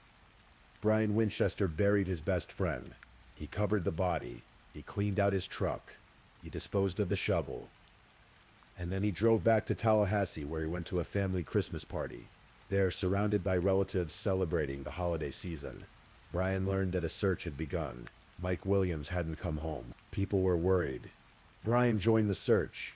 He and his father took their boat out on Lake Seminole, calling Mike's name, acting concerned, playing the part of the worried friend. By noon on December 16th, Denise Williams called her father. Mike hadn't returned from his hunting trip. Something was wrong. Brian Winchester's father drove with Brian to the areas of Lake Seminole where they knew Mike liked to hunt. There, in a remote area of the lake, they found Mike's Bronco parked near a boat launch. The Florida Fish and Wildlife Conservation Commission was called. A search began, but the weather turned bad quickly. A storm rolled in, limiting what could be done that first day. When the weather cleared, searchers returned in force. A helicopter pilot spotted Mike's boat on the morning of December 17th. It was abandoned on the lake, floating about 225 feet from the boat ramp. Mike's shotgun was inside, still in its case. There was no sign of Mike. The search for Mike Williams became one of the most extensive in the area's history. Divers went down into the cold, murky water. They dragged the lake bed with equipment designed to find bodies. They used cadaver dogs. They employed a technique with PVC poles, pushing them down into the mud to feel for something soft, something that might be human remains rather than logs or stumps. For 56 days, teams searched Lake Seminole. They found a camouflage hunting hat, but it turned out not to be related to the case. They found nothing else. No body, no clothing, no evidence that Mike Williams had ever been in that water. This was unprecedented. Lake Seminole had seen drowning deaths before. Bodies had always been recovered. The lake wasn't so deep or so large that a body could simply vanish. And yet Mike Williams had seemingly disappeared without a trace. The official theory began to take shape. Mike had collided with a stump. He had fallen from his boat into the cold water. The heavy waders in his jacket had dragged him down, and then alligators had consumed his remains. It was grim, but it made a certain kind of sense. Lake Seminole was home to thousands of alligators. Bodies don't last long in water with hungry reptiles. In February 2001, the active search was called off. Mike Williams was presumed dead, his body eaten by alligators. A memorial service was held. The community mourned. Life, as it always does, began to move forward. But one person refused to accept this explanation. Mike's mother, Cheryl Williams. Cheryl Williams knew her son. She had raised him from infancy, had watched him grow into a careful, skilled outdoorsman. Mike wasn't reckless. He didn't take unnecessary chances, and something about the official story didn't sit right with her. It felt wrong in a way she couldn't articulate at first. Just a mother's instinct. A voice in her head that said, no, this isn't what happened. A week after Mike disappeared, on Christmas Day, Cheryl visited Lake Seminole herself. She stood at the edge of the water, looking out at the place where her son supposedly died. And in that moment, she later said she heard a voice. Not an audible voice, but something clear and certain in her mind. Mike is not in Lake Seminole. He did not drown. Cheryl began to investigate. She wasn't a detective. She had no law enforcement training. She was a daycare provider, a mother, a woman who refused to let her son's death be filed away and forgotten. She started taking notes, detailed, meticulous notes about everything she learned, everyone she talked to, every inconsistency she noticed. Eventually, those notes would fill 27 single-spaced pages. One of the first things Cheryl did was contact an alligator expert. Matthew Oresco was a respected wildlife biologist. Cheryl asked him a simple question: would alligators have eaten Mike's body in December? Oresco's answer was clear: no. Alligators don't feed in cold winter months. When water temperatures drop, their metabolism slows dramatically. They become lethargic. They don't hunt. And even when alligators do attack, there's always forensic evidence left behind. Blood, tissue, something. Cheryl took this information to authorities. She was brushed off. A fish and game officer told her to her face that he didn't like telling a mother her son had been eaten by alligators. But that's what happened. The case was closed. Cheryl didn't stop. She couldn't. She purchased billboard space around Tallahassee, large signs with Mike's picture and information about his disappearance. She took out advertisements in the Tallahassee Democrat, the local newspaper. She stood on street corners with handmade signs asking people for information. She handed out flyers at shopping centers and gas stations. Her former daughter-in-law, Denise, was furious. Approximately 9 months after Mike disappeared, Cheryl convinced the newspaper to write a story about the case. When the article was published, Denise called Cheryl and asked her to come over to her house. Cheryl arrived with her other son, Nick. Denise met them in the front yard. She didn't invite them inside. According to both Cheryl and Nick, Denise was livid, yelling. She told them that if they continued pushing for an investigation, they would never see Mike's daughter, Ansley, again. For Cheryl, this was devastating. Ansley was all she had left of Mike, her granddaughter, who looked so much like her son. But Cheryl told Denise that she couldn't stop the investigation even if she wanted to. She had to know what happened to Mike. Denise followed through on her threats. She cut off all contact between the Williams family and Ansley. Cheryl, who had cared for her granddaughter in her home daycare, who had held her and loved her and seen Mike's face and her features, was shut out completely. That little girl who turned 19 on the day her mother was arrested was effectively stolen from Mike's family. But Cheryl channeled her grief into action. She began writing letters to Florida's governor. One letter every single day. She wrote thousands of them over the years, asking the governor to assign a special investigator to Mike's case, to reopen the investigation, to not let her son's death be forgotten. The governor's office forwarded these letters to the Florida Department of Law Enforcement, where they were apparently filed away. In 2004, 4 years after Mike disappeared, Cheryl's persistence finally paid off. The Florida Department of Law Enforcement agreed to reopen Mike Williams' case. It was launched as a multi-agency investigation. Detectives began looking at the evidence with fresh eyes, and they began to see the same inconsistencies Cheryl had noticed. The life insurance policies caught their attention immediately. Mike had 3 separate policies totaling $1.75 million. The largest policy, worth $1 million, had been purchased just 6 months before Mike disappeared, and had been sold to him by his best friend Brian Winchester, who happened to be an insurance agent. Then there was the timeline of Mike's personal effects. 6 months after Mike vanished, his waders and hunting jackets suddenly appeared in Lake Seminole. They hadn't been there during the extensive search. Divers had been over every inch of that area. And suddenly, 6 months later, there they were. It looked suspiciously like someone had planted them, and the timing was significant. Finding these items helped Denise make her case that Mike was dead, not just missing, which allowed her to collect on the life insurance policies. Investigators learned something else. Brian Winchester and Denise Williams were seeing each other romantically. Some suspected it had been going on for years. And then in 2005, 5 years after Mike's death, Brian and Denise got married. They moved into the same house where Mike and Denise had lived. They were raising Ansley together in Mike's home. To everyone in Tallahassee, this looks suspicious.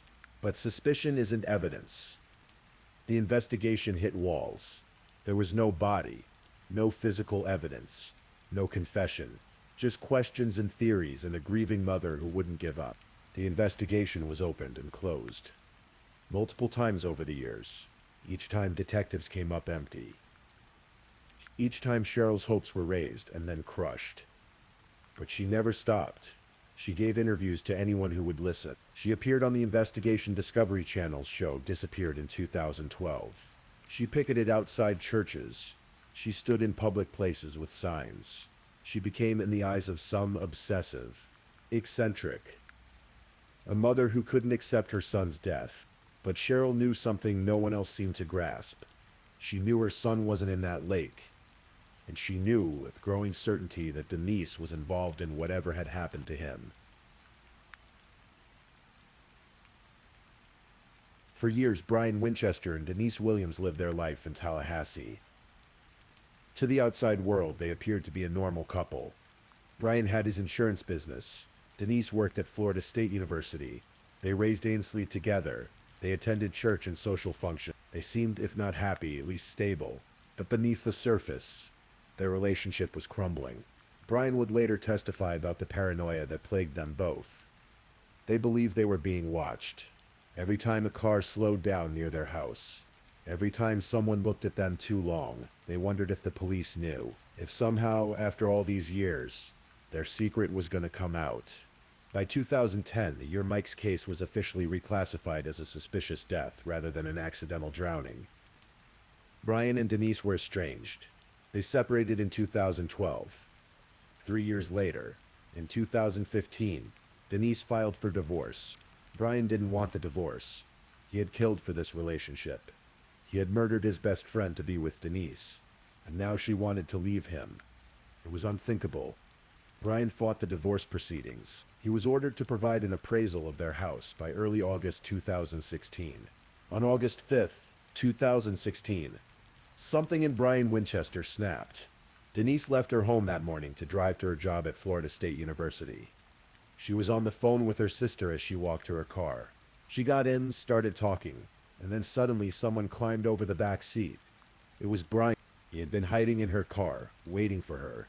He snatched her phone away and began yelling directions at her. When Denise refused to comply, Brian showed her a gun. He told her that if she didn't do what he said, he would kill himself. He was desperate, unhinged, convinced that this was his last chance to keep her in his life.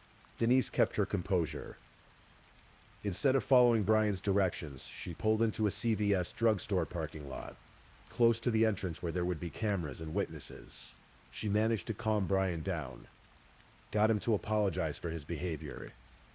And then as soon as she could, she drove straight to the Leon County Sheriff's Office and reported what had happened.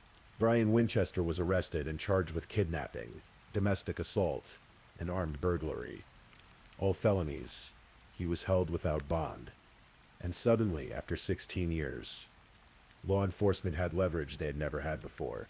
Detectives who had been investigating Mike Williams' disappearance saw their opportunity. They began questioning both Brian and Denise about Mike's death. Denise refused to say anything. She invoked her right to remain silent and asked for a lawyer, but Brian was facing serious prison time. 20 years, potentially more. He was looking at the rest of his middle age behind bars. And worse, investigators suggested that if he didn't cooperate, if he didn't tell them what really happened to Mike Williams, they would make sure everyone knew that he had failed, that he had lost both Denise and his freedom. Brian's attorney worked out a deal with prosecutors.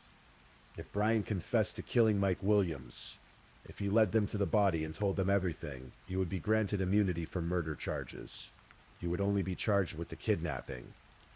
It was the only way out, the only path to salvaging anything from the wreckage of his life. In October 2017, Brian Winchester confessed. The confession was recorded, played later in court. Brian's voice cracked with emotion as he described what he had done 17 years earlier. He admitted to the affair with Denise, said it had started in 1997 at that Sister Hazel concert. He described how they had planned to kill Mike, how they had rejected several ideas before settling on the hunting accident.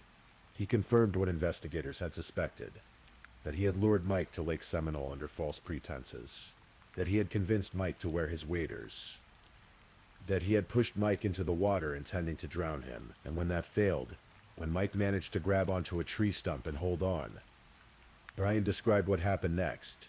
I got him to stand up and I pushed him into the water, Brian's voice said on the tape. And he was in a panic, obviously. I was in a panic, I didn't know what to do, and I ended up shooting him. Where did he shoot him? In the head. Brian described loading Mike's body into his Suburban, driving to Kerr Lake, a place he knew from other hunting trips, buying a shovel and weights at Walmart, finding a spot with deep mud holes and burying his best friend there, covering him so thoroughly that the body wouldn't be discovered for nearly 2 decades. Then Brian told investigators the part they needed most. The location. He led them to Kerr Lake, to the exact spot where he had buried Mike Williams 17 years earlier. On October 18, 2017, a team of investigators and cadaver dogs descended on a wooded area near Kerr Lake. The land was north of Tallahassee, about an hour from Lake Seminole.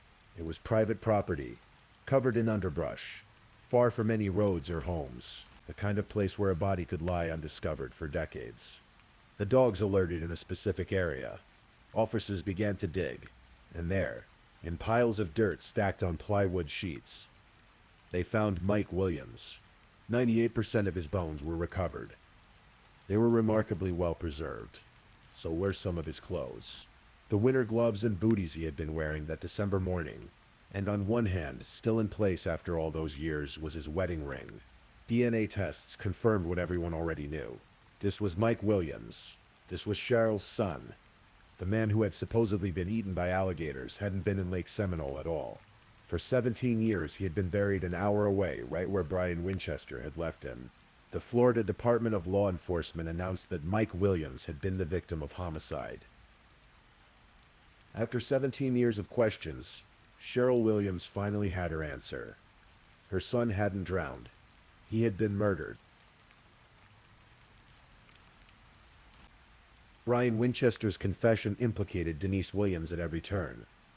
He testified that the affair had been going on since 1997, that they had planned the murder together, that Denise had been the one who couldn't accept divorce as an option, because of her religious beliefs and her fear of losing custody of Ansley, that she had been involved in every step of the planning, every rejected idea, every refinement of their scheme.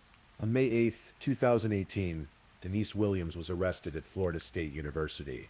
She was leaving work, minutes away from celebrating her daughter Ansley's 19th birthday, when officers took her into custody. A grand jury had just indicted her on charges of first-degree murder, conspiracy to commit first-degree murder, and accessory after the fact. Denise maintained her innocence. Her defense attorney, Philip Padovano, argued that the only evidence against Denise was the testimony of a confessed murderer and convicted kidnapper. Brian Winchester, he pointed out, had every reason to lie. Brian had kidnapped Denise when she tried to leave him. He was facing 20 years in prison. He had been granted immunity for murder in exchange for his confession, and he was bitter, angry that Denise had moved on, that she wanted a divorce. There's no tangible evidence or physical evidence to connect Denise Williams to this crime. Pitovano told the jury, no confession, no admission, nothing. You will have to rely on the word of a murderer and a convicted felon. But the prosecution painted a picture of two people who had been, in Brian's words, like Bonnie and Clyde, partners in crime. They detailed the affair, the secret trips, the planning sessions. They showed that Denise had collected $1.5 million from Mike's life insurance policies, that she had married Brian 5 years after Mike's death, that she had threatened to cut off Mike's family from seeing Ansley if they continued pushing for an investigation. The trial lasted 2 weeks, and on December 14th, 2018, the jury reached a verdict: guilty. Denise Williams was found guilty of first-degree murder, conspiracy to commit murder, and accessory after the fact. At her sentencing in February 2019, Cheryl Williams addressed the court. She had waited 18 years for this moment. Her voice was thick with emotion as she described what her son's death had taken from her. Not just Mike, but her granddaughter too. The years she had spent fighting when everyone told her to give up. The nights she couldn't sleep, imagining Mike clinging to that tree stump in the dark, realizing his best friend was trying to kill him. I hear his voice screaming for help, Cheryl said. I wasn't there to help him. It will haunt me forever. Denise Williams was sentenced to life in prison. But the story doesn't end there. In 2020, Denise appealed her conviction. The appeals court overturned the first-degree murder charge, ruling that there wasn't enough evidence to prove Denise had been present at the lake when Mike was killed. The conspiracy charge, however, still. In 2021, Denise was resentenced to 30 years in prison for conspiracy to commit murder. Brian Winchester never faced murder charges. The immunity deal protected him. He is serving 20 years in prison at Madison Correctional Institution for kidnapping Denise. His projected release date is sometime in the 2030s. As of today, no one has been convicted of Mike Williams' murder. Brian confessed but received immunity. Denise was convicted of conspiracy but not murder. In the eyes of the law, Mike Williams was killed by someone, but no one is serving time for that specific crime. There are no winners in this story, only degrees of loss. Cheryl Williams spent 17 years fighting for her son. She spent her retirement savings on billboards and private investigators. The stress damaged her health. She has trouble walking now, but she doesn't regret it. She gave Mike something he couldn't give himself: truth, justice, a proper burial. She got to lay her son to rest in a real grave, not just a spot in Lake Seminole where alligators supposedly ate him. But Cheryl lost her granddaughter in the process. Ansley Williams, now a grown woman, was raised by the two people who murdered her father. She has no relationship with her paternal grandmother. No connection to the Williams family. All the money from Mike's estate and his life insurance policies was signed over to Ansley in a deal that kept Denise from facing insurance fraud charges. But that money came at a terrible price. Ansley's father was murdered, and she was raised by the people who did it. Brian Winchester's sister said in an interview. The weight of that reality is difficult to fathom. Mike Williams never got to see his daughter grow up, never got to walk her down the aisle or meet his grandchildren. He was 31 years old when he died, with so much life ahead of him. He died believing in his last moments that his best friend would help him. That surely this was all a terrible mistake, and Brian would pull him back into the boat and everything would be okay. Lake Seminole still sits at the border between Florida and Georgia. Tree stumps still jut from the water. Hunters still go out in the pre-dawn hours, seeking that moment of peace before the sun rises. But the lake will forever be associated with Mike Williams, with the extensive search that found nothing. Please, if you're still awake, let's move on to our last story.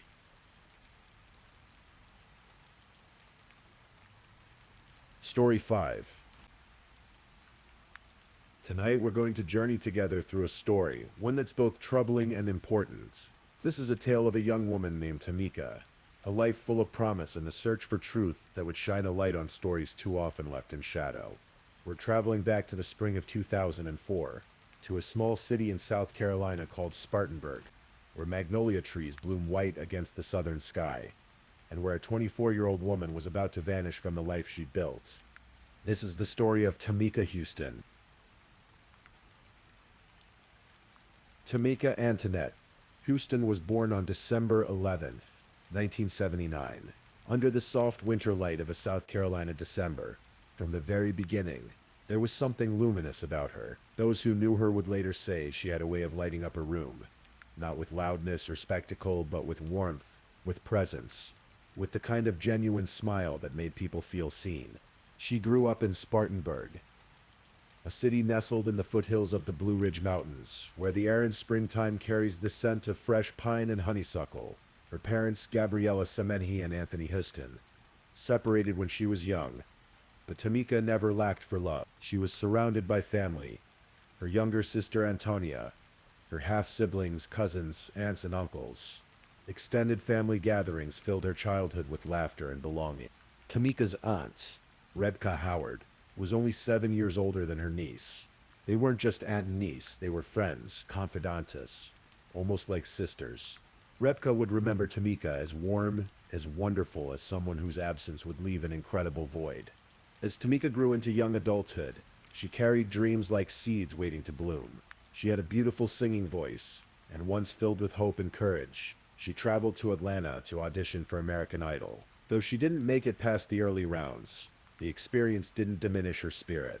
She was resilient, adaptable, always looking toward the next chapter. By 2004, Tamika had found her calling. She enrolled in nursing school, ready to dedicate herself to caring for others. At 24 years old, she owned her own home, a modest white frame house on Harvard Drive in Spartanburg. For a young woman living alone, supporting herself through school and work as a waitress, this was no small achievement. She had independence, ambition, and a future that seemed bright with possibility. Tamika was a private person, someone who valued her autonomy. She came and went as she pleased, sometimes taking spontaneous road trips without telling anyone, disappearing for a few days just to clear her head or explore. Friends and family had learned to accept this about her. She was a free spirit, someone who didn't like to be monitored or confined. And she had one great love in her life during this time: her dog Macy. Macy was a pit bull, loyal and gentle, and Tamika treated her like a child. She doted on her, made sure she was fed and loved and never alone. Everyone who knew Tamika knew this about her. She would never ever abandon Macy. This was the woman Tamika Houston was in the spring of 2004, a nursing student with dreams of helping others, a young homeowner building a life for herself, a devoted dog mom, a beloved daughter, sister, niece, and friend. And then as May turned warm and the semester came to a close, Tamika disappeared. It's difficult to pinpoint the exact moment Tamika vanished, because she lived alone and kept her own schedule, because she was between semesters at nursing school and had recently quit her waitressing job, because she was known for her spontaneous trips. No one immediately noticed when she stopped answering her phone. The days passed quietly. Late May became early June. Calls went unreturned. Text messages sat unread. But this in itself wasn't unusual for Tamika. It was around June 14th, 2004, when concern finally crystallized into alarm. Rebecca Howard, her aunt, realized that she hadn't heard from Tamika in far too long. Neither had Tamika's mother, Gabriella. The silence felt wrong, heavy with absence. Rebecca contacted the Spartanburg Police Department. Officers were dispatched to Tamika's house on Harvard Drive. From the outside, nothing seemed amiss. The house sat quiet, the front door locked. Tamika's black 1991 Honda CRX was nowhere to be seen. Perhaps she really had just taken off on one of her trips. But when officers gained entry through an open window, they discovered a scene that transformed worry into dread. Inside the house, the air was stale and still. Tamika's cell phone lay abandoned. Her driver's license remained on a table. 3 uncashed checks sat waiting. Money Tamika needed. Money she never would have left behind if she'd gone somewhere voluntarily. And then there was Macy. The pregnant pit bull was found emaciated, desperate, barely surviving. Her water bowl was bone dry, her food bowl empty. In her distress and starvation, Macy had given birth to her litter of puppies. And in the terrible mathematics of survival, She had eaten most of them. The scene was heartbreaking, and it told investigators everything they needed to know. The dog had drunk water from the toilet, anything to survive. Tamika had been gone a long time, and she had not left by choice. Police noted the condition of the toilet water, the desperation written in every corner of that house. The woman who treated Macy like her child would never have left her to suffer like this. Something terrible had happened. They canvassed the neighborhood, distributed hundreds of flyers with Tamika's picture. A young woman with sparkling eyes and a wide, friendly smile. Her face looked out from telephone poles and store windows, asking, "Have you seen me?" Radka Howard, working in public relations, understood the power of media attention. She began reaching out to news organizations, sending press releases, making phone calls, trying desperately to amplify her niece's story. Surely, she thought, a young, beautiful nursing student who had vanished. Surely this would capture attention. Surely someone would help. But the response was silence. The spring and summer of 2004 were consumed by other stories. The news cycle churned with cases that captivated the nation. The trial in the Leslie Peterson case, where a pregnant woman had been murdered by her husband. The disappearance of Natalie Holloway in Aruba. And then, in late April and early May, the bizarre saga of the runaway bride, Jennifer Wilbanks, who disappeared before her wedding only to be found days later, having fled her own ceremony. These stories dominated headlines. Cable news ran them around the clock. Search parties were organized. Rewards were offered. The nation watched, captivated. And in Spartanburg, South Carolina, Rebecca Howard made call after call, sent email after email, and hit what she would later describe as a brick wall. In my mind, I'm thinking, well, here's my niece, she would recall. She's young, she's beautiful, she's missing. Her story is just as compelling. The only difference is that Tamika's black Natalie Holloway is white. Journalist Tiffany Cross, then a young producer at America's Most Wanted, would later explain what it was like working in newsrooms during that time. In the early 2000s, there was a lot of missing white women that got outsized attention, and it was very frustrating to be a black woman working in newsrooms. It didn't work that way for the amount of missing black people. The disparity was stark, undeniable. Tamika Houston's case received virtually no national coverage. Her family's anguish played out in near silence while the media machine churned elsewhere. But in Spartanburg, the police did not give up. About a week after Tamika was reported missing, on June 20th, residents of the Barksdale Apartments on Pierpont Avenue noticed something. In the parking lot sat a black Honda CRX, abandoned, out of place. They called the police. It was Tamika's car. Investigators descended on the vehicle, hoping for the treasure trove of evidence that might unlock the mystery. They processed every surface, every corner, but the car had been cleaned, deliberately stripped of most clues. They found a partial fingerprint that didn't match anyone in the national database. And they found something else. A set of keys on the passenger side floorboard. These keys didn't belong to Tamika. They didn't fit her car. They didn't open her house. But one of them had a peculiar engraving. Day A14. For days, this marking meant nothing. It was a code without context. A locked door without any idea where to find it. But then, patient detective work paid off. A locksmith who had worked in Spartanburg for decades recognized the engraving. It was his marking system, and he could trace exactly which lock that key belonged to. The key opened an apartment at the Fremont School Apartments. The investigators' attention sharpened. The apartment complex management explained their system. When a tenant was evicted, maintenance would simply swap out the doorknobs for security purposes. This meant that key could have belonged to anyone who'd lived in that unit recently. They compiled a list of former tenants, and one name stood out. Meanwhile, investigators had been pursuing other leads. Tamika's ex-boyfriend, Terrence Moss, had initially been a person of interest. He and Tamika had lived together until March 2004, just a few months before her disappearance. Their relationship had been troubled. Tamika had been scheduled to testify against him in an assault case just 2 weeks after she vanished. But Terrence came forward voluntarily, offering his full cooperation. "You're only scared of the police when you've done something wrong," he told investigators. "I didn't do anything wrong. I told them everything." His alibi checked out. He was eventually cleared of suspicion. Tamika's best friend Zelda Teamer provided another crucial piece of information. Tamika had recently started dating someone new, she said. Someone she'd brought by for a casual visit earlier in the year. He had been standoffish, quiet. Zelda had asked where did he come from. Tamika had replied simply, "Ooh, he's just my friend. His name was Chris." It was the last time Zelda would see her friend alive. Now, as investigators cross-referenced their list of former tenants from the apartment with the key marking, that name appeared again, Christopher Lamont Hampton. Christopher Hampton was 25 years old in 2004. He had a criminal record, a federal conviction for bank robbery for which he'd served time. He was currently on parole when Tamika disappeared, and in fact he had violated that parole and was incarcerated again by December of that year. But back in May, he had been living in apartment 215 at the Fremont School Apartments, the very unit that the key from Tamika's car could unlock. In December 2004, investigators questioned Hampton while he was in custody on the parole violation. Did he know Tamika Houston? Yes, he admitted.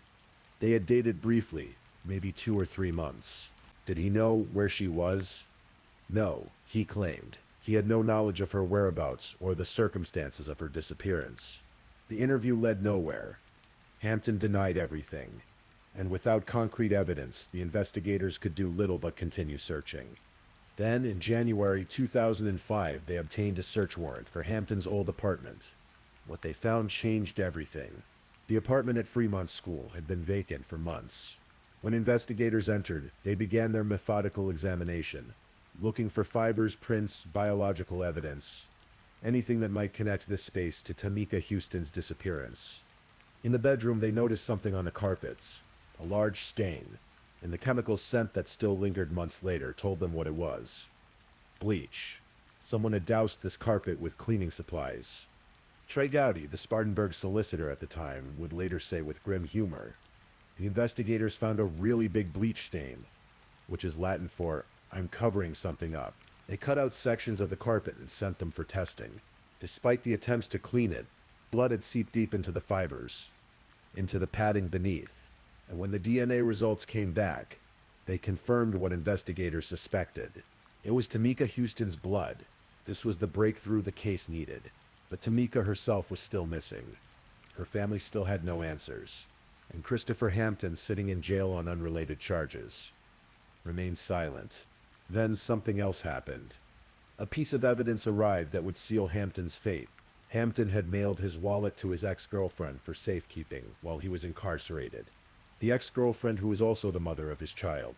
When she examined the wallet, she found something that made her blood run cold. A photograph, stained with what appeared to be blood. She did what must have been an impossibly difficult thing. She took the photo to the police. Forensic testing confirmed it. The blood on the photograph matched Tamika Houston's DNA. Nearly a year after Tamika vanished, Rebecca Howard's persistence finally bore fruit. Through her relentless advocacy and the help of Tiffany D. Cross at America's Most Wanted, Tamika's case was featured on the show in the spring of 2005. The national exposure prompted something crucial. An anonymous caller came forward. A 15-year-old girl told investigators that she had been inside apartment 215 around the time of Tamika's disappearance. She had been there with Hampton, and she had seen things that disturbed her. A brownish-red stain on the bedroom carpet, a dresser pushed in front of the closet as if hiding something. The evidence was mounting, irrefutable and damning. Christopher Hampton was scheduled to be released from his parole violation on August 12, 2005. He never walked free. On the morning of August 12, 2005, as Christopher Hampton prepared to leave custody, Spartanburg public safety officers approached him with a murder warrant. More than 15 months after Tamika Houston disappeared, Hampton was formally charged with her murder. The evidence was overwhelming. Her blood in his apartment, her blood on the photograph in his wallet, the key to his apartment found in her abandoned car, witness testimony placing him with her around the time she vanished. After hours of interrogation, Christopher Hampton confessed. The story he told was one of anger, of impulse, of a moment that spiraled into horror and deception. According to Hampton, on May 27, 2004, Tamika came to his apartment. He was ironing clothes. getting ready for work. They began to argue about money. Hampton was involved with another woman at the time, a woman who was pregnant with his child. He claimed he was trying to save money for the baby. When Tamika asked him for money and he refused, the argument escalated. "You care about the baby more than you care about me," Tamika said. And something inside Christopher Hampton snapped. He threw the hot iron at her. The heavy appliance, heated to hundreds of degrees, struck Tamika in the head with brutal force. She fell to the floor, unconscious. Within moments, she was dead. Hampton claimed he didn't mean for it to hit her, that it was an accident born of rage, but investigators would later note discrepancies in his accounts. Some reports suggested he had struck her directly rather than thrown the iron in her general direction. Either way, the result was the same. Tamika Houston, 24 years old, a nursing student with her whole life ahead of her, lay dead in Christopher Hampton's bedroom. What happened next revealed not panic and remorse, but calculated concealment.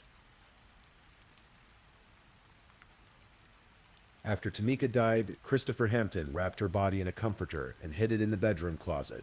He pushed a dresser in front of the door, the same oddity the 15-year-old girl would later notice. He went to a neighbor and borrowed bleach, then methodically cleaned the carpet where Tamika had fallen. He scrubbed and doused the bloodstain, trying to erase all evidence of what had happened. And then, according to his confession, he drank beer, and in an act of almost incomprehensible callousness, he brought another woman into that same bedroom and had sex with her, while Tamika's body lay hidden just feet away in the closet. The next day, Hampton borrowed a friend's car. He carefully placed Tamika's body in the vehicle and drove around Spartanburg for hours, trying to decide what to do with her. Eventually, he headed west, driving 13 miles to a wooded area near the small town of Duncan, off Tiger River Drive. The area was secluded, dense with trees and undergrowth. It was the kind of place where something or someone could remain hidden for a very long time. Hampton dug a shallow grave and buried Tamika's body. Before covering the grave completely, he broke 2 branches from nearby trees and arranged them in the shape of a cross, marking the spot where he had left her. In the days and weeks that followed, as Tamika's family frantically searched for her, as flyers with her picture appeared all over Spartanburg, as her aunt begged the media to pay attention, Christopher Hampton said nothing. He was arrested in June 2004 on a parole violation unrelated to Tamika's disappearance. A minor traffic offense. While in custody, he saw news reports about the search for Tamika. He saw her family's desperate pleas. According to Hampton, guilt consumed him. In July 2004, after his release from the short jail stay, he returned to the burial site. He claimed he went there thinking he might dig up the body and turn himself in. Instead, he made the situation even more horrific. He exhumed Tamika's remains. Using a tool he had brought, he removed her head, placed it in a plastic grocery bag, and disposed of it in a garbage dumpster somewhere in Spartanburg. Then he reburied the rest of her body in the same location, perhaps hoping that without the ability to identify her, he might escape justice. He was wrong. On August 12th, 2005, after confessing to the murder, Christopher Hampton agreed to lead police to Tamika's remains. They drove to Duncan, to the wooded area off Tiger River Drive. Hampton directed them through the trees to a spot that would have been nearly impossible to find otherwise. There, in a shallow grave marked by 2 crossed branches, investigators found what was left of Tamika Houston. The Spartanburg County coroner used DNA testing and dental records to confirm the identity. After 15 months of desperate searching, of hoping against hope, Tamika's family finally had their answer. Their beloved Tamika was gone. For Gabriella Simeon, Tamika's mother, the news brought both crushing grief and a measure of grim relief. For our family, this day brings us both tremendous sadness and some sense of relief, the family said in a statement. While trying to come to terms with the fact that our Tamika will not return to us, we find comfort in knowing the person responsible for this most personal tragedy is being brought to justice. Rizka Howard described her emotions more directly. I'm angry and I'm still grieving. The heinousness of it is unbelievable. Christopher Hampton's trial was scheduled to begin on April 3rd, 2006, but on the morning the trial was set to start, Hampton entered a guilty plea to murder. He was sentenced to life in prison without the possibility of parole. Judge John Few made clear that Hampton would serve every single day of that sentence. During his interactions with the media and police, Hampton expressed what he claimed was remorse. He told reporters, "I know I'm a good person." It was a statement that rang hollow to those who knew what he had done. The violence, the concealment, the desecration of Tamika's body, the months of silence while her family suffered. Today, Christopher Hampton remains incarcerated in the Broad River Correctional Institution of the South Carolina Department of Corrections, where he will spend the rest of his life. But Tamika Houston's story didn't end with her killer's conviction. Her case, and specifically the lack of national media attention it received, became a catalyst for change. It helped lead to the creation of the Black and Missing Foundation, a nonprofit organization dedicated to bringing awareness to missing persons of color, whose cases too often go overlooked. Rivka Howard joined the foundation's board of directors, transforming her grief into advocacy. She works to ensure that other families don't face the same silence her family encountered. Actor and activist Erica Alexander, best known for her role in the 1990 sitcom Living Single, created an award-winning audio series called Finding Tamika, which brought renewed attention to the case. Alexander told interviewers, "I know how much black girls don't matter, and I want to always be a reflection of how much value they had to me. So of course she mattered to me, because of Houston's story." Alexander said, "We are looking for black and brown girls." Tiffany D. Cross, the producer who helped get Tamika's case on America's Most Wanted, has continued to speak out about disparities in missing persons coverage, using her platform to advocate for equal attention to all missing persons, regardless of race. Tamika's case has been featured on multiple true crime programs, including Forensic Files in an episode titled Skeleton Key, and on ABC's 2020 in an episode called The Girl Who Looked Like Me.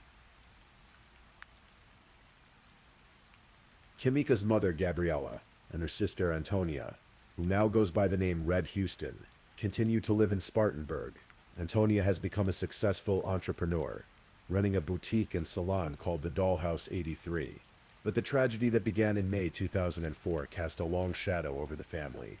In 2017, 13 years after Tamika's death, another heartbreak struck. Tamika's father, Anthony Houston, and his wife were found dead in their home in Moore, South Carolina, in what authorities determined was a murder-suicide. The reasons remain unclear, but those who knew the family wondered if the weight of losing Tamika had never truly lifted. So much loss, so much grief. One young woman's murder sent ripples of pain through generations. And so we come to the end of this story tonight, the story of Tamika Antoinette Houston, born December 11, 1979, died May 27, 2004. She was 24 years old. She was a nursing student with dreams of helping others. She was a daughter who was loved, a sister who was cherished, a niece who was adored, a friend who was valued, a woman who loved her dog like a child. She was a person who mattered, whose life had value, whose story deserved to be told. The circumstances of Tamika's death were brutal. The concealment of her murder was cruel. The silence that initially greeted her disappearance was unjust. But through the determination of her family, through the persistence of advocates, through the work of dedicated investigators, Tamika's story has been told. Her killer was brought to justice, and her legacy has become a catalyst for change. A reminder that every missing person deserves attention, every family deserves answers, and every life holds equal worth. In Spartanburg, South Carolina, people still remember the young woman with the sparkling eyes and the warm smile. They remember the injustice of the silence that greeted her disappearance, and they remember what her story taught them about whose stories get told, and whose are left in shadow. Tamika Houston's story matters, not just as a true crime case, not just as a cautionary tale, but as a reminder of a real person who lived and loved and dreamed and died too young. May she rest in peace. May her family find what comfort they can. And may we all remember that behind every case, every headline, every statistic, there is a person, someone's daughter, someone's sister, someone's friend, someone who mattered. Thank you for listening to tonight's true crime story. Rest peacefully knowing that another story awaits you next time, ready to accompany you on another journey toward restorative sleep. But if you're still awake, don't forget to like and subscribe so you don't miss our next true crime stories. And until next time, stay safe and take care. Good night.